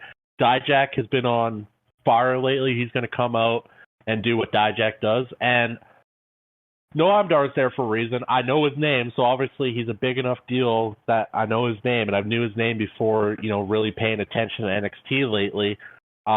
So I'm sure it's going to be a great match. I can't say anything on it because I've never seen Noam Dar in a match. So I'm excited for this match. The next match was a quick one. Jada Parker taking on Brinley Reese. Quick win for Jada Parker, hitting her with the hip check. Where she basically just throws her butt to the side and just knocks Brinley out. Quick little match there. Ariana Grace was backstage talking to Sol Ruka, and I kind of got ahead of myself a little bit. This is when Sol Ruka says she's going for the NXT North American title, as Lola did as well. And Ariana Grace as well, saying she will be the inaugural NXT Women's North American title. But I think there's still something brewing there with the lovely Gigi Dolan. We still have not seen the makeover or what there may be of Gigi Dolan. That could be coming soon, you think? This is the longest makeover in the history of makeovers, but it's been like 3 weeks. Let's just get Gigi back on TV. Maybe Gigi had taken a vacation, and they were like, "Hey, we'll go ahead." You know that's how they do it, absolutely. But no, we need Gigi back on TV. Let's get her back in her dress. Whatever they're doing with her. That leads us to the main event, the NXT Tag Team Championship rematch from Stand and Deliver. Nathan Frazier and Axiom taking on the Wolf Dogs, Braun Breaker and Baron Corbin. This was, man, so good. So good. Frazier and Axiom are quick, fast, athletic. Braun Breaker is quick, fast, athletic, and just an absolute animal. Baron Corbin, the veteran. What did you think of this match? We'll get to the finish after. You just tell me what you thought of the back and forth and just the spots in this one. I'm not usually for having a rematch. Basically, a day, 2 days, 3 days. It's not a day, it's not 2 days, it's 3 days, it's Tuesday, they fought on Saturday, so, math. But I'm not usually a fan of these back-to-back title matches like that. It just seems to cheapen the first match, in my opinion. But with that being said, and there's always the preface to the but, and then there's the words that come after the but, which I'm trying to find right now. Their Stand and Deliver match was amazing, phenomenal, so good. Huge fans of Nathan and Axiom. Braun and Baron, always been amazing. Baron's been around forever. Braun's a legacy, and he is living up to the hype. He is the now we're talking about prototypes. John Cena was the prototype. Is Braun the next prototype? Braun's the next John Cena. John Cena is immortal. So anyways, that's how my brain works. I just go off in these weird tangents. I get confused. I think it's ADHD or I don't know. But what were we? Oh, this match. This was the butt. This match wasn't as great as the Stand and Deliver match, but if that Stand and Deliver match didn't happen, this match would be a top tier match. It was a great match. Back and forth. They showed the same energy. Nathan and Axiom are just so good, and yeah, where we get to with this match and the finish that you're going to talk about here shortly, it's well deserved because they are good. And I want to see more of them, and let's keep pushing this team to the moon because they look amazing. And nothing against Braun and Baron. You're not going to give a star like Braun a loss at a major pay-per-view on WrestleMania weekend and make him look weak. This a pay-per-view was he a had way never to won at. By the way, he had exactly. never won at Stand and Deliver. This was his first win at Stand and Deliver. Yeah, he was like 0-5 before that or something, or 0 yeah. So absolutely give him the big win on the biggest stage of the year, and then get to where you got to get the title off of him because he's going to SmackDown. You can't keep the title on him. So I already just gave if you listen, you probably watch wrestling, you probably know the ending. I just took away your thunder, your wind, whatever you want to call it. But this is the perfect way to do it. Braun went out looking like a champion at Stand and Deliver, and he went out on a high note, even though it was a loss. The match was phenomenal. And Nathan Fraser and Axiom deserve those titles so much. They're going to carry that tag team division and just have banger matches. I haven't seen them in a bad match. So, yeah, that's my very long-winded answer to, I don't remember what your question was. Something about the match being good? Yeah, the match itself. I mean, it was good. It was a good match, as you said. Frazier, Axiom getting the win with their big Phoenix splash. And this led to the final Testament showing up, another main roster guys show up. I guess they just showed up and they beat down the new champions. So that's setting up. And it was Akam and Razor, the former NXT Tag Team Champions, showing up and hitting Frazier and Axiom with the Super Collider. That was the finish there. We'll get to what happened after the show ended, after we get through. Trick Williams appeared cutting a promo talking about his win over Carmelo Hayes on Stand and Deliver, saying that he had to prove himself against him, and he did just that, calling out the NXT champion Ilya Dragunov and saying he wants his NXT title shot. And Dragunov rejects the challenge. It was time to give another man a shot, he says. Trick does say he would do anything for this title, and Dragunov said, fine, you have a title shot, but with the condition that if you lose, you would have to leave NXT. So that match will take place at Spring Breaking. I think that's in a few weeks. There's 2 nights of Spring Breaking. The NXT, it's like a PLE, but it's not because it is on television. So it's a PLE type deal they got going on. They do that sporadically throughout the year. So they shook on it, leading that stipulation. So if Trick loses, he's leaving NXT. If Trick wins, he's the NXT champion, and that sets up Ilya going to the main roster, as we already saw him go. So either way, it could be really interesting. You don't really know who's going to win this match because sure, Trick can leave NXT. He can go to SmackDown or Raw. But we will see. But at the end of this, Carmelo Hayes shows up and attacked both men, and revealing that it will be Carmelo Hayes versus Trick Williams in a steel cage match next week on NXT. So it's not done yet. Trick and Mello not finished. What do you think? Was that confirmed right away? Like the second after they talked about it? I don't know if was it was it right at least a few minutes? I don't know if it was because, right. I mean, can you announce a match being made the second after a guy lays out the match? I mean, you think there'd be a delay, but anyways, nonetheless, you just take that's gonna be a sweet. That's your own assumption. That's your own assumption. I know what you just did, but go on.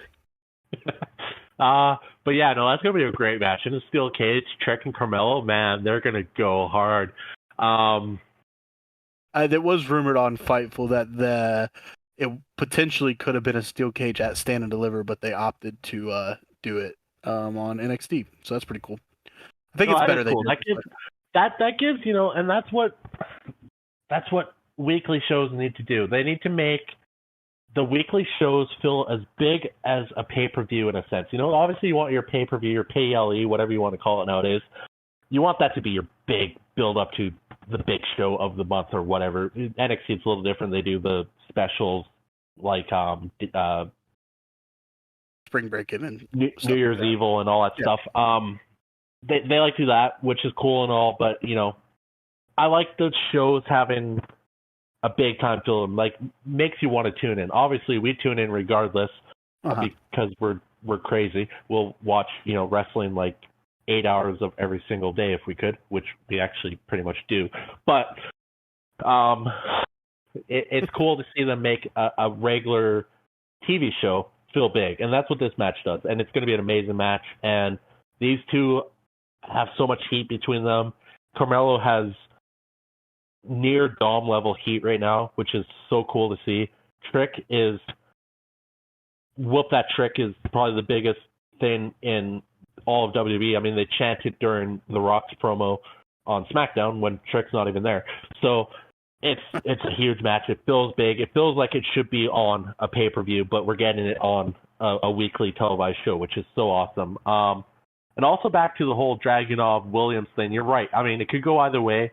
Both are primed to be up on the main roster. So either one loses, they're just going to the main roster. So this will probably be, if I'm making my prediction now, which I am obviously, this will probably be Ilya's cue to make it up on the main roster. He's ready for it. He looks the part. He has that style. And like you said, would love to see an Ilya versus Gunther match. I think that would be an amazing match. Yep, I really want that to happen. And then after NXT went off air, Braun Breaker and Baron Corbin came back out, and it was announced that was Braun Breaker's final night in NXT. He had a send-off in the ring with the fans and the backstage, probably some hugs and some kisses goodbye. Braun Breaker is headed to SmackDown main roster. You mentioned there was some pitches that you read for Corbin to join Breaker on SmackDown and continue their tag team run on the main roster. This was what I'm reading is from Fightful. I do get a lot of my sources from Fightful. So maybe the dirt sheet you read it from was correct. I'm not sure. Just a couple other notes that Tatum Pax's heel turn was not rehearsed. It was kept to those that were just involved in that segment, so that was pretty cool.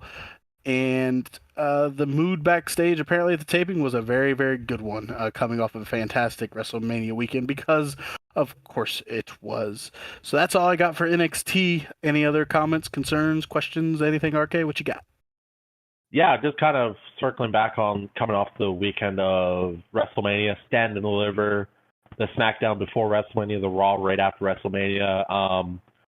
The attendance record for those 5 days eclipsed 200,000 for the first time on a WrestleMania weekend, and that's huge. That just shows, and that's not a knock at any one company that doesn't, like, you can say, oh, well, this company pulled in 90,000 for one show. That's not what they've been doing this for years. They always announce the attendance numbers. It's cool. What wrestling fans should take away from this is that wrestling is at an all-time high right now. We're getting the best product possible from companies, and it's exciting to watch wrestling and be a wrestling fan again. So I love seeing those numbers. Over 200,000 fans going through the gates on WrestleMania weekend. Awesome numbers. Awesome to see the fans giving support, their love to the talent that, that they lay their lives, their bodies out on the line for us to be entertained, and we can't ask for more than that, and I love it. I love it. Yeah, WrestleMania was a high, and now we will turn to, some may consider it a low, and that was AEW Dynamite. We're not going to get back into the CCTV footage that was aired on the show. That was talked about by Matthew and Nicholas Jackson. We may talk about them for a split second to their build. We'll try and avoid any CM Punk conversation for this. We'll just get through the results and talk about, see if they did the right things in building towards Dynasty, which is 2 weeks away. The results of AEW Dynamite, they were supposed to kick things off with a World Championship Eliminator match. Samoa Joe taking on Dustin Rhodes. Samoan named Joe taking on a Rhodes. Anyway. No, don't go there. Don't. Stop. Well, you could do it. I could do it. Get started. You gotta keep me in line. I can't keep you in line. I can't keep myself in line. The match does not start as the opener because Swerve Strickland attacks Joe during the entrance. Joe ended up getting speared through a table. This leaves that status. Who knows? Will we have this match or will we not? The TNT Championship match, which, by the way, I know I'm gonna stop you. Go ahead. I'm gonna stop you. I'm going to introduce this match because I'm going to introduce this. No, that's fine. So, That's fine. You can introduce this match. I just want to say one thing before you do it. Okay. The feeling. I'm just gonna say this match is great. It's a great match. The worry that I had is that this match got downplayed because of the looming video that was gonna get aired. That's all I was gonna say. 100%, and I agree with that because Penta L0 is phenomenal in the ring. One of my favorite matches of all time, and I'm talking all time. Wrestling in all wrestling in businesses of all time was the Young Bucks versus Penta and go ahead. Penta and why am I Phoenix? spacing? Yeah, Ray Phoenix. Sorry, Phoenix. Ray Phoenix. Penta, yeah. So Wow. the cage match, the Young Bucks versus Penta and Ray Phoenix, 2 years ago, 3 years ago at Double or Not. I can't remember what pay-per-view. I just remember that match still sticks in my head because that match was fucking amazing. Absolutely. If you haven't seen it, to anybody listening to this, go watch it, find it. We'll talk about it at some. I'll dig it up while we're chatting here. I'll mention it later in the cast here what it was at. But go watch that match. You will not be disappointed. It's one of the greatest matches of all time in all of wrestling. And yeah, you've got to watch it if you haven't seen it. If you have seen it, we're probably going to watch this again here shortly now that, Kurt just mentioned it. So it was great match. The Young Bucks versus the Lucha Brothers, a steel cage match at AEW All Out 2021. Yeah, great match. Great match. Go ahead. So anyways, getting into the next match, it's the career-threatening match between Adam Copeland and Penta L0 Miedo. And that's not mine. I'm stealing that from somebody who posted a meme because I laughed when I saw it because if you watch this match, you'll agree 100%. Me and Kurt were going, why are you doing this, Adam? Why are you trying to kill yourself? And I'll let Kurt take it away from here because that's all I want to do. I laughed so hard when I read that. Adam Copeland was doing. I didn't know Adam Copeland was a luchador. He was doing some things that made me go, "All right." So you're having a career resurgence at 50.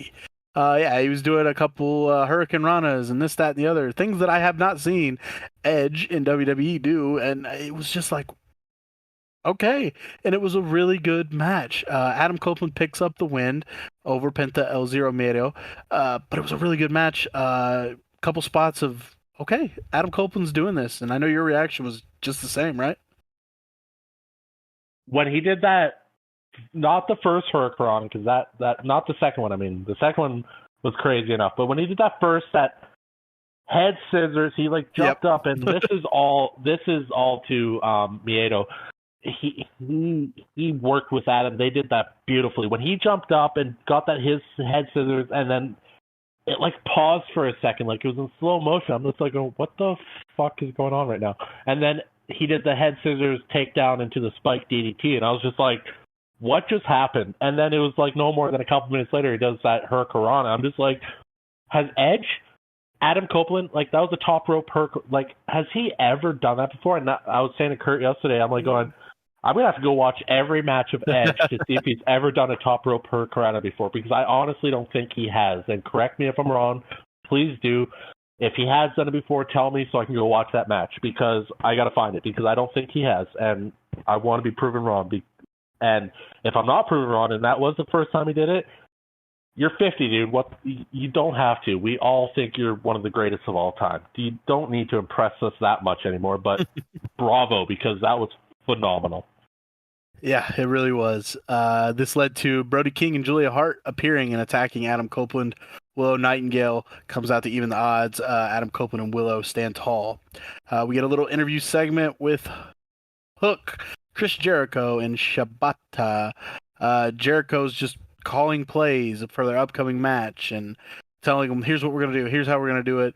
Shibata, with his Google Translate on his phone, is asking questions. What's his deal? Who does he think he is? That's a nice necklace, Renee. It was pretty funny. It got a laugh out of me. I will admit, and you will agree, I know we're on the same wavelength here. Kind of already over Hook and Chris Jericho. I don't like it, but now I get it. I get it now once we get to the match. They have a six-man tag match coming up. I get it now, but... So Chris is the weird one. in this Yeah. situation. Yeah. Yeah. Okay. Yeah. Okay. Not Okay. not the guy using Google Translate to talk, and not the guy that doesn't talk. It was it was Chris Jericho. That was Yeah. I did not like Shibata up until that very moment. Shibata's now a legend. That was the greatest thing. It was Ever. good. It was good. I like your necklace. All right. Thanks. Then we get another little backstage moment with Mark Barisco and Eddie Kingston, and they were talking about their match. New Ring of Honor World Heavyweight Champion, by the way, Briscoe, and they're just talking. Willow, Adam Copeland, and Stokely show up, and Adam, by the way, as we talked about, did some things that haven't seen him do. He was out of breath, breathing really heavy.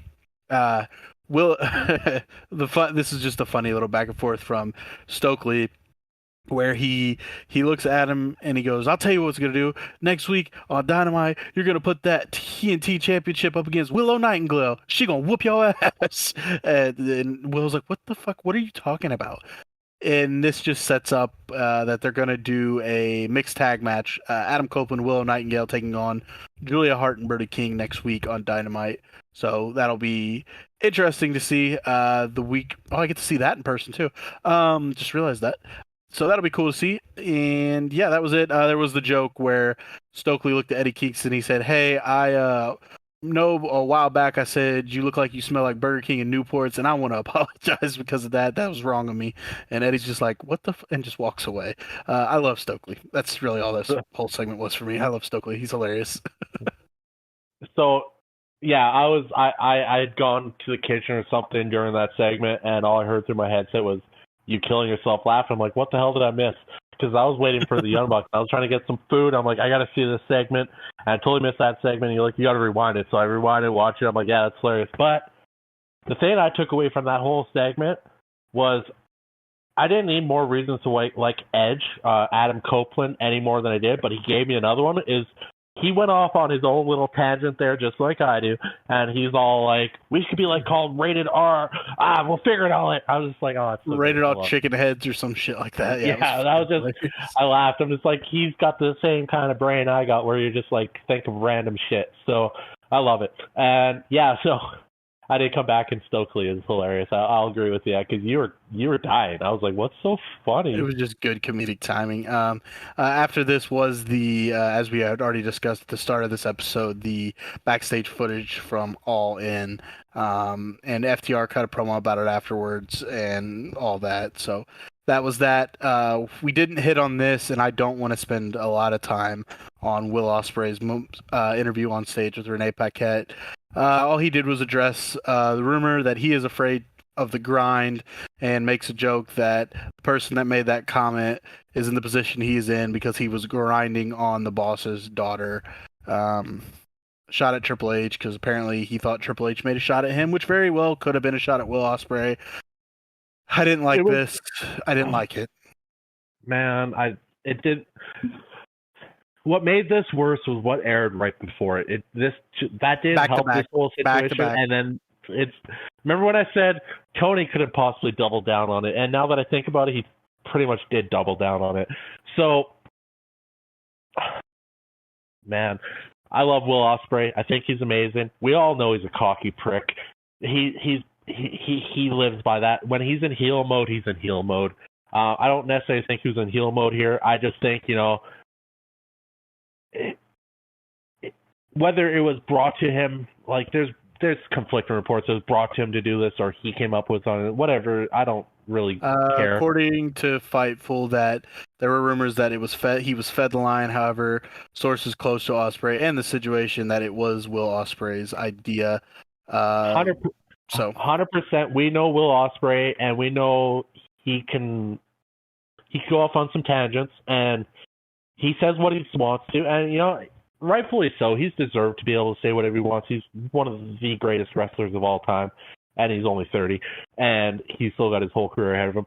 But at this exact moment, so right behind that whole CM Punk shit, and coming out and doing this, and not hinting at any one person, pretty much saying his name without saying his name. Yeah. blatantly is obvious who he was attacking there for something that Triple H. There, I just said the name. Triple H said on a podcast Pat McAfee where he was asked the question, and it was maybe, obviously, yeah, you could say that he was hinting at Will Ospreay with his answer, but overall, what he was saying is they're not looking for guys coming up into the business to not want to do that grind. He wants guys that are dedicated to doing that grind and get to the top level, and that's all Triple H said. He respects those guys that want to do that grind, and the guys that don't want to, that's fine. Do your thing. You're not for this for our business, and that's perfectly fine. And the biggest thing I take away from it, which was the worst part of the whole thing, is Will Ospreay saying, "Bruv, I fly 10 hours to back and forth to do a." It's like, I don't think you understand what Triple H was saying with the grind. He's not talking about flying 10 hours for a match. He's talking about doing live shows and tapings and just wanting to be there and further along, So anyways, I could talk about it forever. I'm not knocking Will. I love the brashness of him. That's what makes Will great. He's a cocky prick. He deserves it. He's amazing. Just bad timing on this promo. Bad timing. He ends the interview where talking about his opponent for AEW Dynasty, Bryan Danielson, calls Bryan Danielson a living legend and says that they're going to show the world that this is where the best wrestle, but Will Ospreay says he is on another level. I am looking forward to that match at Dynasty. It should be fantastic. We get that match with Jericho, Hook, and Shibata taking on Shane Taylor Promotions. Shane Taylor Promotions gets the win because Chris Jericho is too busy barking out orders and arguing with Hook, so hopefully we're setting up the seeds to just get this over with, probably setting up Hook versus Chris Jericho at some point. Moving along. Kazuchika Okada gets a match against Cristiano Argento. He was making his AEW debut. It was a squash match. Okada wins. Post-match, he accepts Pac's challenge. Pac shows up, but is attacked by Matthew and Nicholas Jackson. Dax Harwood and Cash Wheeler come out to save him, but Okada stops them. The new elite, as I will call them, Matthew Jackson and Kazuchika Okada stand tall to end that. We get a Tony Storm toast to Thunder Rosa. Tony threw some champagne at Thunder Rosa and a tray at her. Deonna Purrazzo tries to check on Rosa, but Mariah May shows up to make her entrance to have her match with Anna Jay. And I'm just going to speed through this here. Mariah May does beat Anna Jay. I'm speeding to the main part that made everybody go, oh. After the match, Anna locked Mariah in the Queenslayer, her finisher. But Minara Shikarawa, I can never say her last name right. I'm just going to call her Mina. I'm sorry. Mina. I'm going to say it one more time. Here we go. Ready? Mina Shirakawa. Ooh, I got it. Runs down to the ring to save Mariah. They share some champagne together and share a nice smooch, a nice kiss on national TV. You were like, what is the meaning behind this? Apparently, this has been a thing. Mina kissing Mariah. So, yeah, what'd you think of the nice little smooch? Well, I mean, I know what they're trying to do there. I want to say it's a cheap tactic, but I can't, because we all know that that's not the first time wrestling has used cheap tactics to get likes. But I was confused as to what was going on. And yeah, I did say, what's the point of this? Where's the story in this? What's going on? Well, who is she? What's going on? And then I looked it up. I'm like, okay, yeah, there is backstory there, but I guess AEW wants us to, figure out the backstory for ourselves. So that's cool. But yeah, okay, that's where I'm at with that. Okay. All right, fair enough. We get a sit down with Mercedes Moné, where she talks to Alex Marvez all about her upcoming TBS championship match at AEW Double or Nothing. We get a blackout. Mercedes is attacked. We don't know who attacked her, so let's play everybody's favorite game. This is, I don't know, it's the first version. Who did it? Who attacked Mercedes Moné? Go. Who you think? Bailey. Nice. What a guess. I think it was. I don't know. Go ahead. Was, You have a real one? No, I don't. I got Chris Statlander. I think it was Chris Statlander. There was a video posted on Instagram from AEW where they were just asking Chris Statlander some questions. And in the background, there was a locker room with Mercedes Moné's name on it. That's the only reason I got for it. I think it was Chris Statlander. I'm not going to lie here, guys. After the Punk thing went down, I was glued to my phone looking for memes, which I got a lot of. Boy, did you. I got a lot of memes. So Kurt pays more attention after that I did, apparently. But Mercedes Moné, I think she's still healing. I hope so. I hope there's a reason for this, because why have you not put her in a match yet? Sasha Banks, Mercedes Moné, has never been amazing on the mic. She's good on the mic. She's never been amazing. What she does have is she's a good wrestler, and I want to see her wrestling. So I don't know what's going on here.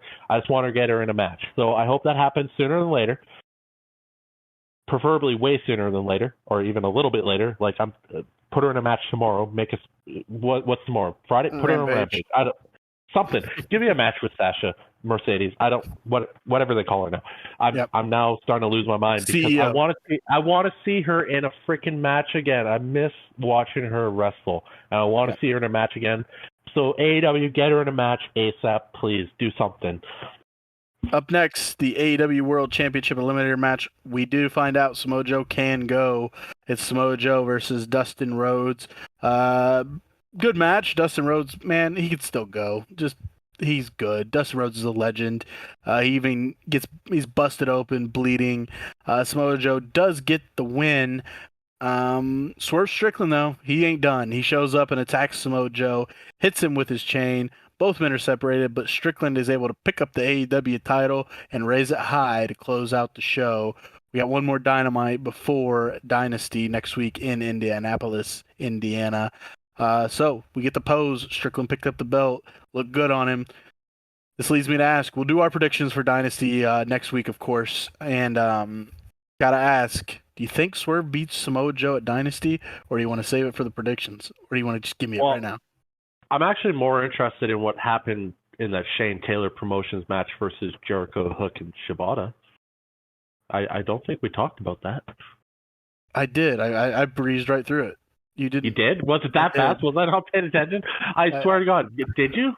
Yeah, I did. I said we saw they lost because Chris Jericho was trying to call some shots and arguing with Hook, and we're going to finally see the split up, hopefully, to set up Jericho versus Hook. Oh, my God. Guys, I'm sorry. You are losing it. The long form is it for you? Can somebody comment on that and tell me that he didn't talk about that match? You're about to listen to the audio in a second. I'll find it. I mean, no, you okay? Yeah, you proved me wrong. Okay.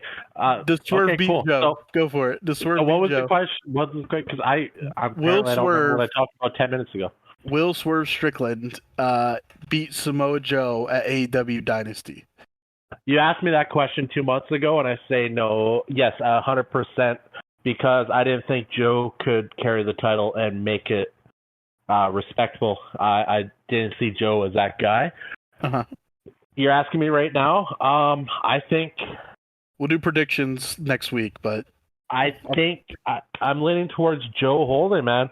Joe is hot right now. I love what Joe is doing. Swerve's not? Again, Swerve's hot, but Joe is solid hot. I don't know, man. I know you love Swerve. I know you do. But just think how amazing it is, the fact that, what did I say about Joe 3 months ago? That there's no chance that he deserves to have that title. And now, now I'm fully behind it. He's done amazing things holding that title in the AEW. He's looked dominant. He looks strong. He's carrying the part, and I love it. So I've become a huge Samoa Joe fan over the last 3 months, watching what he's done holding that title, because before he won that title, and when he won it, I said, this is the wrong move. Obviously, it happened because of the whole MJF thing and everything going on, but Samoa is that guy right now, and I think he could win. I think he could keep holding it. I think, you let him run with it for a bit longer. I just wanted to share Swerve Strickland posted some pictures after the show went off air on Twitter with Dustin Rhodes picking him up and shaking his hand with the caption, "I don't get here without you," at Dustin Rhodes. Dustin Rhodes replied and said, "I hope you beat the shit out of Joe. Thanks, brother." So he's got the rub from Dustin Rhodes. So yeah, that's AEW Dynasty. We are almost a week away from that. And that wraps up AEW Dynamite results. And it's time for some final thoughts. And I wanted to throw something at you, which we won't do it this week, but something to think of. I'm going to introduce a segment next week. And since we're both wrestling fans, we're going to call it the Too Sweet Move of the Week. Both of us will have something we saw from one of the shows we watched that was your favorite move of the week, and we'll present it and we'll debate and see which one was better. What do you think of that? Hmm? Oh yeah, that's great because there's a good chance, apparently I don't pay attention to. This is to make you pay attention. Damn it! No, that's cool, man. No, that's really cool, man. That's a great idea. Make your graphic. I will make the graphic. There are definitely WWE used to call them. I think they even had. I think they have a slam. I'm pretty sure they have a slam. The OMG moment. Yeah. So yeah, I used to have them on a disc, dog. I used to have like a DVD my uncle stole from like Target, and it was it was like the WWE's OMG moments. It was like a disc set DVD. It was sick. I remember that vividly. That was kind of what got me hooked on wrestling. Yeah, no, that's a cool idea. There's definitely, well, I mean, yeah, no, that's cool. I mean, the OMG moment that I can think right off the top of my head was Adam Copeland doing the head scissors DDT this week. So mine was like Ricochet. Cool. Ricochet, yeah. Mine would be Ricochet. What, the Scream? Definitely the Scream. Yeah, the Scream. So yeah, any final thoughts before we close this stuff out? Sorry, I was coughing there. I was muted. Final thoughts. Overall, it's been a weird week for wrestling. We're coming off such a high on the weekend with WrestleMania and Cody Rhodes winning the title to what we got last night at AEW. I can only reiterate that I may make fun of certain things happening in one company more than the other. It's not a knock at them. For the most part, I love what AEW does. I want to see them succeed. I said it at the start of the show. I'll say it again. Nothing but good things can come from having two amazing wrestling companies in North America. Yeah, that's all I got to say. Knock me all you want. I will make fun of things that I think is stupid, but it's not a knock at the company as a whole. WWE has made a lot of dumb moves over the years too, and I've knocked them for that shit too. So we're pro wrestling fans. We're not WWE fans. We're not AEW fans. We're pro wrestling fans. So we watch it all.